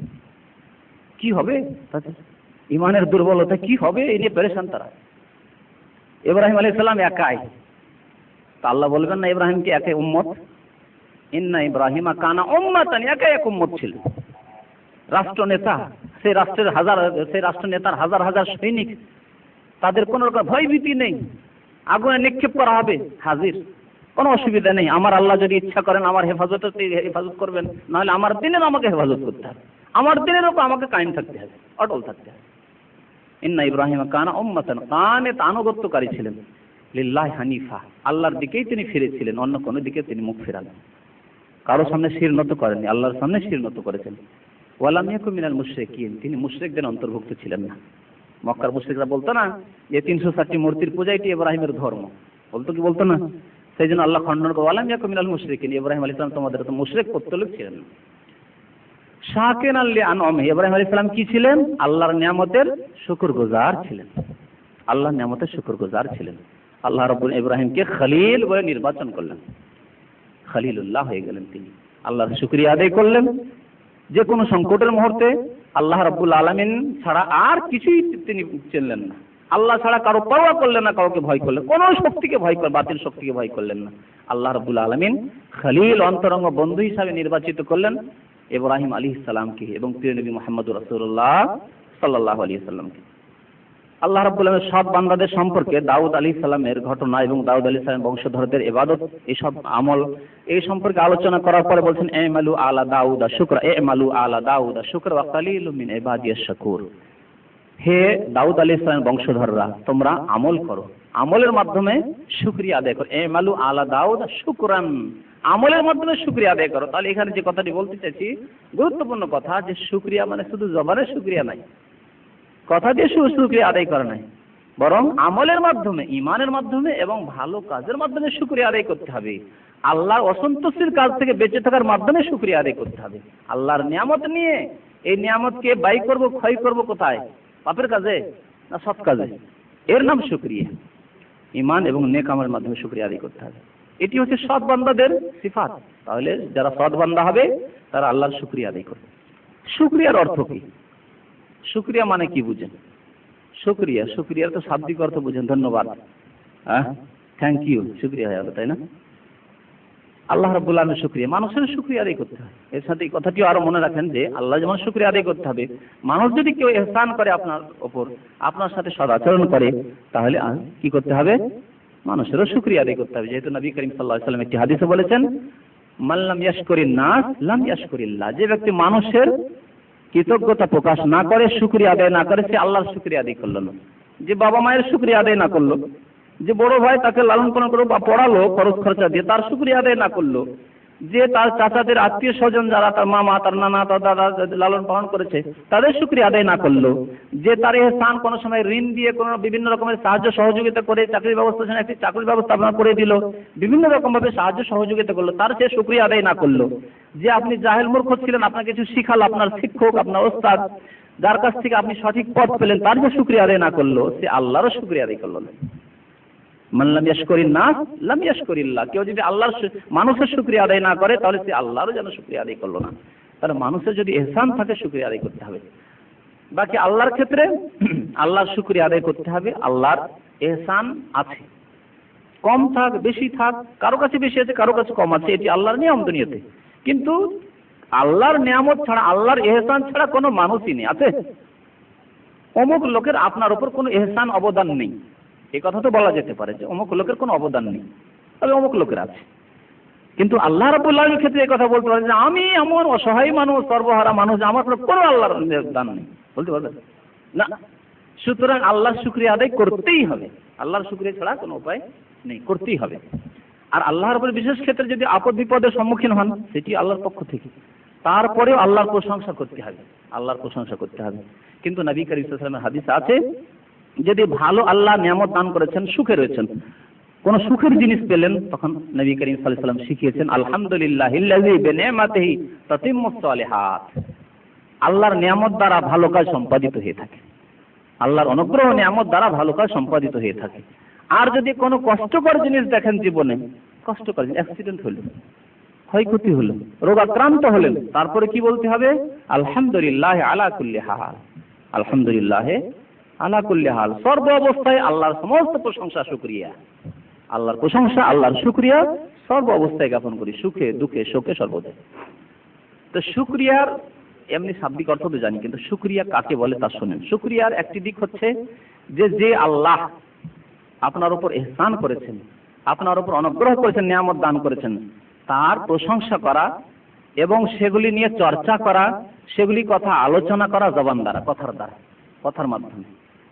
কথার মাধ্যমে আলোচনা করা একটি দিক। আর কাজের মাধ্যমে আল্লাহর শুকরিয়া জ্ঞাপন করা, আল্লাহর আনুগত্যের মাধ্যমে, ঈমানের মাধ্যমে। সেটি বারবারই বলা হয়েছে। কথার মাধ্যমে কেমন হবে? যে কোনো সময় আল্লাহর নিয়ামত নিয়ে চর্চা করা, মানুষের সাথে, ভাইদের সাথে, আত্মীয় স্বজনদের সাথে, ছেলে মেয়েদের সাথে, স্ত্রীর সাথে আল্লাহর নিয়ামত নিয়ে মাঝে মাঝে আলোচনা করা। তাদের ঈমান তাজা হবে। হয়তো তারা গাফেল রয়েছে, আপনি যদি আলোচনা, আলহামদুলিল্লাহ কোথায় ছিলাম, আপনি আপনার স্ত্রীকে যদি বলেন কোথায় ছিলাম গো, রুটি খাওয়ার ভাত খাওয়ার পয়সা জুটতো না আমার কাছে, শহরে গেলে চা খাওয়ার পয়সা থাকতো না, আলহামদুলিল্লাহ কত সুখ আল্লাহ রেখেছেন। তা আপনারও ঈমান তাজা হলো, শুকরিয়া আদায় হলো, আপনার স্ত্রীরও ঈমান তাজা হলো, ঠিক না? ছেলে মেয়েদের সাথে, বাবা তোমরা কোথায় ছিলে, আমি পড়তে যেতাম, পায়ে জুতো থাকতো না, পায়ে একটি স্যান্ডেল পেতাম না, খালি পায়ে হেঁটে যেতাম। আমাদের জামানায় গাড়ি পাওয়া তো দূরের কথা, আর কি অবস্থায় কোথাও পৌঁছেছো যে তুমি গাড়িতে স্কুলে যাচ্ছ। আমার পড়ার জন্য টিউশন দিবে কোনো মাস্টার, স্কুল খরচ চালাতে পারতো না, বই কিনে দিতে পারতো না আমার আব্বা, আর তোমাকে কটা টিউশন দিয়ে পড়াচ্ছে, আলহামদুলিল্লাহ। এই কথাগুলি যদি ছেলে মেয়েদের সাথে আলোচনা করেন, তাহলে তাদের ঈমান তাজা হবে। আর আপনি চর্চা করলেন আল্লাহর নিয়ামতের, এভাবে শুকরিয়া আদায় হলো। এ হচ্ছে শুকরিয়ার একটি দিক। আল্লাহ রাব্বুল আলামিন বলছেন ফাযকুরু আলা আল্লাহি লাআল্লাকুম তুফলিহুন, সূরা আরাফের 69 নম্বর আয়াতে বলছেন তোমরা আল্লাহর নিয়ামতকে স্মরণ করো, আল্লাহর নিয়ামতগুলিকে স্মরণ করো, চর্চা করো, তাহলে তোমরা মুক্তি পাবে, পরিত্রাণ পাবে। আর আল্লাহ সূরাতুজ জুহার শেষ আয়াত 11 নম্বর আয়াতে বলছেন ওয়া আম্মা বিনি'মাতি রাব্বিকা ফাহাদ্দিস, তোমরা হে মানুষ, নবী করিম সাল্লাল্লাহু আলাইহি ওয়াসাল্লামকে বিশেষ করে সম্বোধন করা হয়েছে এবং সম্বোধন সবার জন্য। হে মানুষ কি করো, তোমার পালন করো তার নিয়ামত, কি করো, বয়ান করো, সে সম্পর্কে চর্চা করো, আলোচনা করো। তো আল্লাহর নিয়ামতের আলোচনা করা এটিও শুকরিয়ার অন্তর্ভুক্ত, শুকরিয়ার শামিল, শুকরিয়ার একটি দিক। বিভিন্ন সময় আল্লাহর নিয়ামত নিয়ে আলোচনা করো, আলহামদুলিল্লাহ আপনি সঠিক পথ পেয়েছেন। আপনার আত্মীয় স্বজন কবর মাজার নিয়ে এখন লিপ্ত, বিদাত মিলাদ এসব নিয়ে, হালুয়া পুরি, 15 শাবান, শবে বরাত এইসব নিয়ে লিপ্ত, আলহামদুলিল্লাহ আপনাকে সঠিক পথ দান করেছে এবং আপনি আশা আকাঙ্ক্ষা নিয়েছেন তাদের কাছে এই সঠিক পথ নিয়ে গিয়ে পৌঁছিব। শুকরিয়া আদায়, আলহামদুলিল্লাহ শুকরিয়া আদায় করছেন। এবং এগুলি আলোচনা, আলহামদুলিল্লাহ কোথায় ছিলাম, নামাজ পড়তেন না, নামাজ ধরেছেন, আলহামদুলিল্লাহ আল্লাহ তৌফিক দিয়েছেন যে এখানে এসে নামাজটা ধরেছি, হজ করলাম আলহামদুলিল্লাহ, উমরা করলাম আলহামদুলিল্লাহ। এইভাবে এগুলির চর্চা করা, এগুলি হচ্ছে শুকরিয়ার দিক। শুকরিয়ার আরেকটি দিক হচ্ছে যে যেই আল্লাহ আপনার উপর অনুগ্রহ করেছেন, নিয়ামত দান করেছেন, তার ভালোবাসা সৃষ্টি করা অন্তরে, তাকে অন্তর থেকে ভালোবাসা। কাফের মুশরিক তাদের দেবী দেবতাকে যত ভালোবাসে, বাতিল মাবুদকে যত ভালোবাসে, পীর ফকির দরবেশ কবর পূজারীরা তাদের পীরকে যত ভালো, তার চেয়ে অনেক বেশি আপনি ভালোবাসবেন আপনার পালনকর্তা আল্লাহ রাব্বুল আলামিনকে। ওয়ামিনান নাসি মান ইয়াত্তাখিযু মিন দুনিল্লাহি আনদাদা ইউহিব্বুনাহুম কাহুব্বিল্লাহ ওয়াল্লাযীনা আমানু আশাদ্দু হুব্বান লিল্লাহ। ঈমানদাররা কাফের মুশরিক বেধার্মী যেমন দেবী দেবতাকে ভালো, তার চেয়ে অনেক বেশি আল্লাহকে ভালোবাসে। তাই আল্লাহর ভালোবাসার মাধ্যমে শুকরিয়া আদায় করবে, অন্তর দিয়ে শুকরিয়া আদায় করা। আপনার উপর যদি কারো অবদান থাকে, ইহসান থাকে, তো অন্তর দিয়ে ভালোবাসেন না তাকে, অন্তর দিয়ে শ্রদ্ধাশীল হন না। তো আল্লাহ রাব্বুল আলামিনের ইহসান অসংখ্য রয়েছে, তাকে ভালোবাসা এবং আল্লাহর বিধানের শ্রদ্ধাশীল হওয়া। তাহলে আল্লাহকে ভালোবাসার মাধ্যমে শুকরিয়া আদায় করা আর আমলের মাধ্যমে শুকরিয়া আদায় করা। নবী করিম সাল্লাল্লাহু আলাইহি ওয়াসাল্লাম একটি হাদিসে বলেছেন, তিরমিজিতে হাদিসটি আছে, আল্লাহকে ভালোবাসার মাধ্যমে শুকরিয়া আদায় করা। আহিব্বুল্লাহ মিন কুল্লি কুলুবিকুম, হে মানুষ তোমরা আল্লাহকে ভালোবাসো তোমাদের অন্তর দিয়ে, তোমাদের অন্তর দিয়ে ভালোবাসার মতো ভালোবাসো আল্লাহকে। লিমা ইয়াগযুকুম বিহি মিনান নিয়াম, কারণ আল্লাহ তোমাদেরকে এইসব নিয়ামত সকাল সন্ধ্যা দিচ্ছেন, সকাল সন্ধ্যা সর্বদাই, যে শ্বাস প্রশ্বাস, সেকেন্ডে সেকেন্ডে আল্লাহ রাব্বুল আলামিনের নিয়ামত, কত আল্লাহর নিয়ামত রয়েছে, কি করে শুকরিয়া আদায় করবেন। শুকরিয়া আদায় করে শেষ করা, আলহামদুলিল্লাহ আল্লাহরই সমস্ত প্রশংসা, সমস্ত শুকরিয়া আল্লাহ। আরো মা আয়েশা রাদিয়াল্লাহু তাআলা আনহা একটি হাদিস বর্ণনা করেছেন যে রাসূলুল্লাহ সাল্লাল্লাহু আলাইহি ওয়াসাল্লাম রাতে তাহাজ্জুদ পড়তেন। কানা রাসূলুল্লাহ ইয়াকুমুল লাইল, রাতে তাহাজ্জুদ পড়তেন। হাত্তা তাতাফাত্তারা কাদামাহ, আল্লাহ রাসূল পাগুলি ফুলে যেত। দীর্ঘক্ষণ ধরে দাঁড়িয়ে থাকার কারণে দেখেন বাসায় যদি দীর্ঘক্ষণ বসে থাকেন পা ফুলে যায় না। তো নবী করিম সাল্লাল্লাহু আলাইহি ওয়াসাল্লাম দীর্ঘক্ষণ 2, 4, 5 ঘন্টা 6 ঘন্টা হয়তো তাহাজ্জুদ পড়তেন, যার ফলে পা ফুলে যেত। আধা ঘন্টা 1 ঘন্টাতে কোনোদিনই পা ফুলবে না, ঠিক কিনা বলেন? এত বেশি ইবাদত করতেন, অথচ নফল ইবাদত, তাহাজ্জুদের নামাজ নফল নামাজ, বাড়তি নেকির কাজ। নবী করিম সাল্লাল্লাহু আলাইহি ওয়াসাল্লাম এভাবে কষ্ট করে ইবাদত করতেন। মা আয়েশা একদিন বলছেন, ইয়া রাসূলুল্লাহ তাফআলু হাযা ওয়া ক্বাদ গাফারাল্লাহু লাকা মা তাকাদ্দাম মিন যামবিকা ওয়া মা তাআখার। আপনি এত কষ্ট কেনই বা করেন, অথচ আপনার আগের পরের সব গুনাহ খাতা মাফ, কেন এত কষ্ট করেন? তখন নবী করিম সাল্লাল্লাহু আলাইহি ওয়াসাল্লাম কি বলেছিলেন? আফালা আকুন আবদান শাকুরা, আমি কি আল্লাহর শুকরগুজার বান্দা হব না? তাহলে এইভাবে শুকরিয়া আদায় করতে হবে, আল্লাহর সাথে মহব্বত এবং আল্লাহর ইবাদতের মাধ্যমে আল্লাহকে ভালোবেসে এবং আল্লাহর আনুগত্য করে। শুকরিয়ার আরেকটি দিক রয়েছে, অত্যন্ত গুরুত্বপূর্ণ দিক। আল্লাহর যতগুলি নিয়ামত রয়েছে সেগুলিকে আল্লাহর সন্তুষ্টির কাজে ব্যয় করা। যত নিয়ামত আছে ভালো কাজে ব্যয় করা। আপনার চোখকে ভালো কাজে লাগানো, আপনার এই জবান বাক শক্তিকে ভালো কাজে লাগানো, গালাগালি অকথ্য ভাষা এসব কাজে ব্যবহার করা, তাহলে নাশুকরি। কেউ যদি এই জবানকে খারাপ কাজে, অশ্লীল কাজে, গান করে, তাহলে সে কি করলো? নাশুকরি করলো, কুফরি করলো। কোরআন তেলাওয়াত, আল্লাহর জিকির আজকার, মানুষকে ভালো কথা বলা, এসবের মাধ্যমে শুকরিয়া আদায় করতে হবে। হাতকে ভালো কাজে লাগার মাধ্যমে শুকরিয়া আদায় করা, পাকে ভালো কাজের দিকে নিয়ে যাওয়ার মাধ্যমে শুকরিয়া আদায় করা, এই দেহ দিয়ে ভালো কাজ সম্পাদনের মাধ্যমে শুকরিয়া আদায় করা। আপনার কাছে একটি কার রয়েছে, ওর শুকরিয়া কেমন করে আদায় করবেন? নেকির কাজে কোনো সময় সুযোগ পেলে লাগিয়ে দাও, নেকির কাজে। একজন মিসকিন গরিব মানুষ, তার কাছে 2 রিয়াল নেই, আমাকে একটু অমুক জায়গায় পৌঁছে দিতে হবে, যদি সম্ভব হয় পৌঁছে দিলেন, শুকরিয়া আদায় করলেন। এই নিয়ামতের শুকরিয়া আদায় করলেন যে আল্লাহ ওকে দেয়নি, আমাকে দিয়েছে। ওর কাছে 2 রিয়ালও নেই ভাড়ার, আর আমার কাছে আল্লাহ একটা গাড়ি দিয়েছে। হ্যাঁ, এইভাবে যে কোনো জিনিস রয়েছে সেগুলিকে সৎ কাজে লাগা, যত নিয়ামত রয়েছে সেগুলিকে সৎ কাজে ব্যবহার করার মাধ্যমে আল্লাহ পাক রব্বুল আলামিনের শুকরিয়া আদায় করা। যদি কেউ আল্লাহর শুকরিয়া আদায় না করে, অকৃতজ্ঞতা প্রকাশ করে, না শুকরি করে, তার শাস্তির দিকে ইশারা ইঙ্গিত হয়ে গেছে। বড় শাস্তি তাদের রয়েছে। একটি আয়াত এর আগে বলা হয়েছে, ওয়ালা ইন কাফারতুম ইন্না আযাবি লাশাদীদ, যদি তোমরা শুকরিয়া আদায় না করে কুফরি করো, কৃতজ্ঞতা করো, তাহলে আল্লাহর আযাব বড়ই শক্ত। ইন্না আযাবি লাশাদীদ, বড়ই শক্ত আযাব। আল্লাহর আযাব শক্ত, দুনিয়ার আযাব শক্ত, পরকালের আযাব শক্ত। আল্লাহর আযাব বড়ই শক্ত, কবরের আযাব বড়ই শক্ত, আল্লাহর আযাব শক্ত। দুনিয়াতেও আল্লাহ রাব্বুল আলামিন বিভিন্ন রকম আযাব পাঠাচ্ছেন, কিন্তু যারা জ্ঞানী তারাই সচেতন হয় যে এরকম কেন হইল, আমি কেন আঘাত খেয়ে গেলাম, কেন ক্ষতিগ্রস্ত হয়ে গেলাম, কেন এরকম বিপদটি আসলো, তখন সে চিন্তা করে ভালো মানুষ হলে। আর যারা খারাপ মানুষ, তারা পাপের কাজে লেগেই আছে, উত্থান পতন অনেক কিছুই হচ্ছে, বিপদ আপদ আসছে, কিন্তু কোনো ইবরত নেই না, কোনো শিক্ষা নেই না, কোনো দর্শ নেই। এসব জিনিস থেকে দর্শ নিতে হয়, নিজের ওপর হলে অন্যের ওপর হলে দর্শ নিতে হয়। আল্লাহ রাব্বুল আলামিন একটি আয়াতে, সূরা নাহলের 112 নম্বর আয়াতে আল্লাহ রাব্বুল আলামিন একটি সম্প্রদায়ের কথা আলোচনা করেছেন। কোন এক জামানে একটি সম্প্রদায় ছিল, তাদেরকে আল্লাহ অঢেল নিয়ামত দান করেছিলেন। দারাবাল্লাহু মাসালান কারিয়াতান কানাত আমিনাতাম মুতমাইন্নাহ। আল্লাহ রাব্বুল আলামিন একটি দৃষ্টান্ত বর্ণনা করছেন, একটি জনপদের, একটি গ্রাম, একটি এলাকা, একটি অঞ্চলের দৃষ্টান্ত, উদাহরণ পেশ করছেন। কারিয়াতান কানাত আমিনা, এরা একেবারে নিরাপত্তার সাথে ছিল, কোন রকমের আপদ বিপদ ছিল না, কোনো বালা মুসিবত ছিল না, কোন রকমের শত্রুর ভয় আশঙ্কা ছিল না। আরামে তারা ঘুমাতো, আরামে আয়ু উপার্জন করছে, না চোরের ভয়, না ডাকাতের ভয়, না ছিনতাইকারীর ভয়, না কোনো দুষ্ট মানুষ সন্ত্রাসীর ভয়, না কোনো জুলুম, না অত্যাচার, নিরাপত্তার সাথে বসবাস করছিল। কানাত আমিনাতাম মুতমাইন্নাহ, ইতমিনানের সাথে, শান্তির সাথে তারা বসবাস করত। তারপরে কি হলো? যখন বেশি মানুষের কাছে পয়সা হয়, ধন দৌলত হয়, টাকা পয়সা হয়, বা বেশি অঢেল নিয়ামত যখন চলে আসে, গাড়ি বাড়ি নারী, এই সে কোনো অভাব নেই, তখন মানুষ কি করে? পাপের কাজে সাধারণত লিপ্ত হয়। অধিকাংশ মানুষেরই অবস্থা। অল্প সংখ্যক মানুষ হেফাজতে থাকে, নিজেকে কন্ট্রোলে রাখতে পারে। অধিকাংশ মানুষ সীমা লঙ্ঘন করে ফেলে। আল্লাহ বলেছেন ফাকাফারাত বিআনআমিল্লাহ। এই জনপদের লোকেরা কি করলো? আল্লাহর নিয়ামতকে অস্বীকার করলো, আল্লাহর নিয়ামতের কুফরি করলো, মানে কৃতজ্ঞতা করলো, নাশুকরি করলো, শুকরিয়া আদায় করলো না। ফাকাফারাত বিআনআমিল্লাহ কিভাবে? কথার দ্বারা, শুধু যতগুলি কথা বলা হলো, আল্লাহর প্রতি ইমানের ক্ষেত্রে ইমানের বদলে কি করলো? কুফরি করলো অথবা শিরিক করলো। আমলের ক্ষেত্রে নামাজ ছেড়ে দিয়ে পাপের কাজে লেগে গেল, নেক আমল ছেড়ে দিয়ে অসৎ কাজে লেগে গেল, গুনার কাজে লেগে গেল। হালাল উপায়ে রিজিক উপার্জন করার ক্ষেত্রে হারাম উপায় অবলম্বন করতে লাগলো। এইভাবে আল্লাহর নিয়ামতের সাথে কি করলো? কুফরি করলো, মানে নাশুকরি। ফাকাফারাত বিআনআমিল্লাহ। আল্লাহ আরো বলছেন, কারিয়াতান কানাত আমিনাতাম মুতমাইন্না ইয়াতিহা রিজকুহা রাগাদাম মিন কুল্লি মাকান। কত চমৎকার কথা আল্লাহ বলেছেন। এত আল্লাহ অঢেল নিয়ামত দিয়েছিলেন যে তাদের কাছে রিজিক পৌঁছিত মিন কুল্লি মাকান, সারা বিশ্ব থেকে, পৃথিবীর যেখানে সেখান থেকে নিয়ামত পৌঁছিত। ইচ্ছা করলে নিয়ামত, যে কোনো রকমের ফল ফ্রুট সেখানে হাজির। অথচ দেশে ওই ফল পাওয়া যায় না, তারপরেও হাজির সেখানে।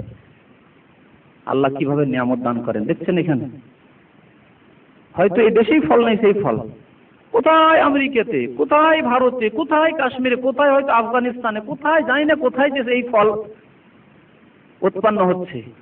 ইয়াতিহা রিজকুহা রাগাদান মিন কুল্লি মাকান। সারা পৃথিবীর বিভিন্ন আনাজ কানাজ থেকে তাদের কাছে রিজিক পৌঁছে যাচ্ছে আরামের সাথে, বিনা কোনো কষ্টে। কত সুন্দর কথা আল্লাহ বলেছেন। তারপরে তখন তারা কি করলো? ফাকাফারাত বিআনআমিল্লাহ। এইরকমই পৌঁছিত ভারত উপমহাদেশে মুসলিম বাদশাদের আমলে, মোগলদের আমলে মুসলমানরা ইচ্ছা করলে ইয়াতিহা রিজকুহা রাগাদাম মিন কুল্লি মাকান, এই আয়াতের বাস্তবায়ন হয়েছিল। যা ইচ্ছা মুসলমানরা করতো, এইরকম খাবো, এইরকম ঘরে বসবাস করবো, এইভাবে চলবো ফিরবো। সোনার পাখি ছিল না ভারত? সোনার পাখি। আর সোনার পাখিকে লুটার জন্য তখন ইংরেজরা ঝাঁপিয়ে পড়লো। কেন ঝাঁপিয়ে পড়লো? ওই যে ফাকাফারাত বিআনআমিল্লাহ, এত নিয়ামতের সাথে তখন কুফরি করা শুরু করলো, শিরিক করা শুরু করলো, নামাজ ছেড়ে দিল, নতুন ধর্ম প্রচার করা শুরু করলো, দ্বীনে ইলাহির প্রচার শুরু করে দিল। ইসলাম মানে সন্ত্রাস, সন্ত্রাস মুসলমানরাই বলা শুরু করে দিল। হ্যাঁ, দাড়ি মানে সন্ত্রাসী, সন্ত্রাসী দাড়িওয়ালা মানে এই মুসলমানরাই যদি বলা শুরু করে দেয়, তখন আল্লাহ কি করবে? ফাকাফারাত বিআনআমিল্লাহ। যখন আল্লাহর নিয়ামতের নাশুকরি করলো, তখন কি করলো আল্লাহ? ফাআযাকাহাল্লাহু লিবাসাল জু'i ওয়াল খাউফি বিমা কানু ইয়াসনাউন। মানুষের সবচেয়ে বড় দুনিয়ার চাহিদা সুস্থ থাকার পরে হচ্ছে নিরাপত্তা এবং ভালো খাবার। ভালো খাবার দাবার, এটি মানুষের চাহিদা। প্রত্যেক মানুষের চাহিদা ভালো খাবার এবং নিরাপত্তা। যদি নিরাপত্তা না থাকে, ভালো খাবার পায়, খাবার ভিতরে ঢুকবে। যে কোনো সময় গোলাবর্ষণ হতে পারে, ভালো ভালো খাবার আছে, ভিতরে ঢুকবে না, ঘুম আসবে না, আরামের বিছানা রয়েছে, হ্যাঁ, ঘুম আসবে না। এই জন্য আল্লাহ দুইটি নিয়ামতের কথা, বড়ই আল্লাহর নিয়ামত। এই নিয়ামতগুলি সুস্থ থাকার পরে, ইমানের পরে, ইসলামের পরে, এগুলি বড় নিয়ামত। এই নিয়ামতকে আল্লাহ ছিনিয়ে নিলেন, এই দুটি নিয়ামত, নিরাপত্তা এবং সচ্ছলতা। সচ্ছলতাকে খিদাই পরিবর্তন করে দিলেন, আর সচ্ছলতা নেই, ঘরে খেতে নেই, ক্ষুধার্ত অবস্থা, আর নিরাপত্তা নেই, অশান্তি বিরাজ করছে। যে কোনো সময় শত্রুর আক্রমণ হতে পারে, যে কোনো সময় জীবন চলে যেতে পারে। এই রকমের অবস্থার সৃষ্টি হয়ে গেল সেই জনপদে, সেই এলাকায়। আল্লাহ বলছেন ফাযাকাহুল্লাহু লিবাসাল জু, তাদেরকে আল্লাহ জু দান করলেন, জু খিদা, খিদার শাস্তি আল্লাহ দান করলেন। আর ওয়াল খাউফ, ভীতি, ভয় আর ভীতি, সব সময় ভীত সন্ত্রস্ত, হবে কি আল্লাহ, হবে কি, এই অবস্থা। জু ওয়াল খাউফ, আল্লাহ ভয় ভীতি, এই আযাব এবং খিদার আযাব আল্লাহ নাযিল করলেন। বিমা কানু ইয়াসনাউন, তাদের কর্মের কারণে, তাদের কুকর্মের কারণে। তো এই হচ্ছে আল্লাহ পাক রব্বুল আলামিনের আযাব। যখন মানুষ আল্লাহর শুকরিয়া ছেড়ে দিয়ে আল্লাহর যখন কৃতজ্ঞতা করতে লাগে, আল্লাহ যখন নাশুকরি করতে লাগে, কৃতজ্ঞতা থেকে দূরে হয়ে যায়, যখন হারামে লিপ্ত হয়ে যায়, আল্লাহর ঈমান থেকে এবং সৎ আমল থেকে যখন দূরে চলে যায়, তখন আল্লাহ রাব্বুল আলামিন এইভাবে আযাব আসতে থাকে। শেষখানে বলবো যে আল্লাহ রাব্বুল আলামিনের শুকরিয়া কেউ পুরোপুরি আদায় করতে পারবে না, পুরোপুরি কেউ আদায় করতে পারবে না, কিন্তু যথাসাধ্য চেষ্টা করতে হবে, যথাসাধ্য চেষ্টা করতে হবে। ফরজ, ওয়াজিব, সুন্নাত এবং যেগুলো জিনিস আল্লাহ এবং রাসূল বলেছেন সেগুলি করতে হবে।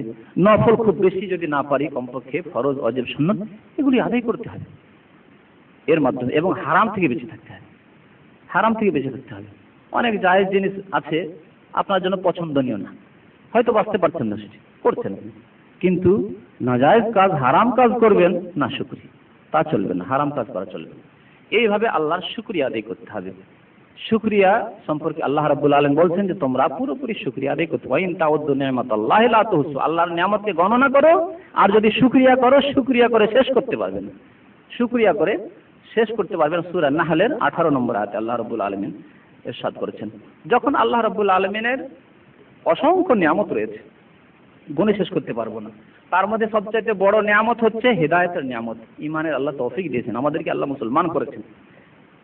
তখন এই ইসলামকে, ঈমানকে, এই সৎ আমলকে আমরা মুসলমানের ছেলে, মুসলমানের সন্তান, মুসলমান আমরা, একে যদি আমরা পরিবর্তন করে দিই নোংরা কাজের সাথে, ঈমানকে কুফরির সাথে পরিবর্তন করি, আল্লাহর একত্ববাদকে শিরিকের সাথে, কবর মাজার পূজায় যদি লিপ্ত হয়ে যায়, পীর পূজায় লিপ্ত হয়ে যায়, নবী করিম সাল্লাল্লাহু আলাইহি ওয়াসাল্লামের আদর্শ থাকতে বিদাতে যদি লিপ্ত হয়, মিলাদে আর শবে বরাতে আর হালুয়া পুরি খাওয়ায় আর বাতি জ্বালানো কবরস্থানে, এসব কাজে যদি লিপ্ত হয়ে যায়, আর 40টা করায়, আর মৃত ব্যক্তির নামে খাবার তৈরি করে হালুয়া পুরি করে মানুষকে খাওয়া, ভোজ করো, এইসব কাজে যদি লিপ্ত হয়ে যায়, রাসূলুল্লাহ সাল্লাল্লাহু আলাইহি ওয়াসাল্লামের সুন্নত এবং আদর্শ সহি তরিকা ছেড়ে দিয়ে, তাহলে বড়ই আমাদের জন্য ক্ষতির কারণ হবে, বড়ই বিপজ্জনক আমাদের জন্য হবে।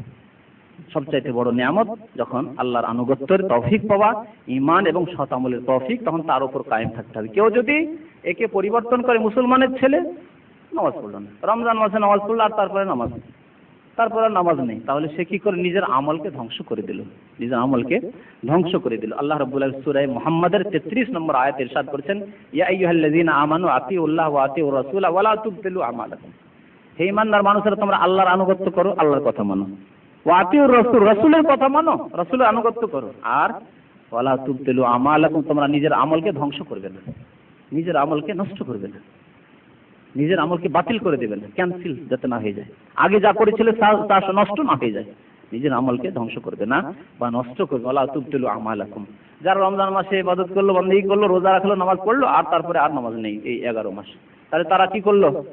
নিজের আমলকে নষ্ট করে দিল। যারা মুসলমান হওয়া সত্ত্বেও, গত সপ্তাহে সম্পর্কে আলোচনা করেছিলাম, তারপরেও নামাজ পড়ে না, তারা নিজের আমলকে, ঈমানকে নষ্ট করে দিল, ঈমান নষ্ট করে কুফরি অবলম্বন করলো, তাদের জন্য রয়েছে আল্লাহ রাব্বুল আলামিনের আযাব দুনিয়া এবং আখিরাতে। এই বলে আমার আলোচনা শেষ করছি। আল্লাহ রাব্বুল আলামিন আমাদেরকে সঠিক দিন বুঝার এবং তার প্রতি আমল করার জন্য তৌফিক দান করেন। আল্লাহ রাব্বুল আলামিন আমাদেরকে কোরআন সুন্নাতের উপর আমল করার তৌফিক দান করেন। আল্লাহ রাব্বুল আমাদের গুনাহ খাতা যেন মাফ করে দেন। মহান আল্লাহ আমাদের আত্মীয় স্বজন যারা ইন্তেকাল করেছে তাদের গুনাহ খাতা যেন মাফ করে দেন। আল্লাহ রাব্বুল আলামিন যারা আমাদের আত্মীয় স্বজন বা আমাদের মুসলিম ভাইরা গোমরাহ পথভ্রষ্ট হয়ে রয়েছে, বেনামাজি হয়ে রয়েছে, তাদেরকে যেন আল্লাহ হিদায়াত দান করেন, তাদেরকে নামাজি হওয়ার তৌফিক দান করেন। যেসব মুসলমানরা বিভ্রান্তির শিকার হয়ে শিরক বিদআতে লিপ্ত রয়েছে, আল্লাহ যেন তাদেরকে হিদায়াত দান করেন। আমিন। ওয়া সাল্লাল্লাহু আলা নবিয়িনা মুহাম্মদ ওয়া আলা আলিহি ওয়া সাহবিহি আজমাইন।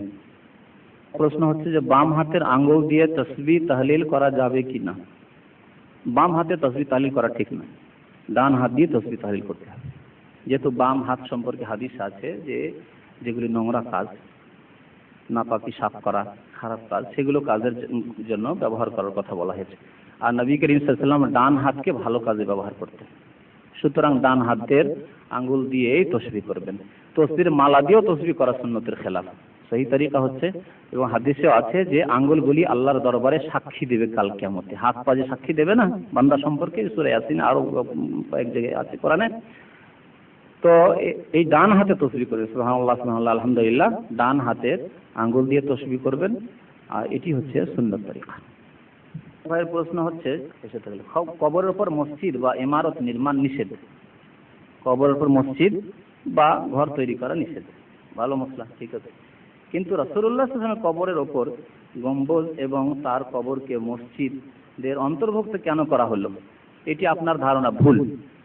নবী করিম সাল্লাল্লাহু আলাইহি ওয়াসাল্লামের কবর কোনো সময় মসজিদের একটি অংশ ছিল না, আগেও ছিল না এখনো নেই, আগেও ছিল না এখনো নেই।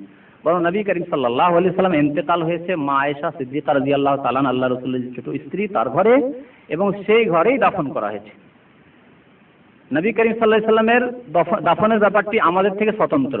আমাদের ক্ষেত্রে রয়েছে, মুসলমানদের ক্ষেত্রে, যে দাফন করতে তাদেরকে নিয়ে বাইরে কবরস্থানে, কিন্তু নবীর ক্ষেত্রে হাদিস আছে যে নবীর যেখানে ইন্তেকাল হয় সেখানেই দাফন করতে হয়।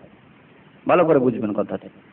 আর নবী করিম সাল্লাল্লাহু আলাইহি ওয়াসাল্লামের এই নবী সাল্লাল্লাহু আলাইহি ওয়াসাল্লামের ওয়াফাত সম্পর্কে আমি বিস্তারিত আলোচনা করেছি এর আগে, ক্যাসেট আছে, বিস্তারিত শুনতে চাইলে শুনবেন। তো নবী করিম সাল্লাল্লাহু আলাইহি ওয়াসাল্লাম যেই ঘরে ইন্তেকাল হয়েছিল সেই ঘরে দাফন করা জরুরি ছিল এই হাদিসের ভিত্তিতে, সেটি ঘরের মধ্যেই দাফন হয়েছে।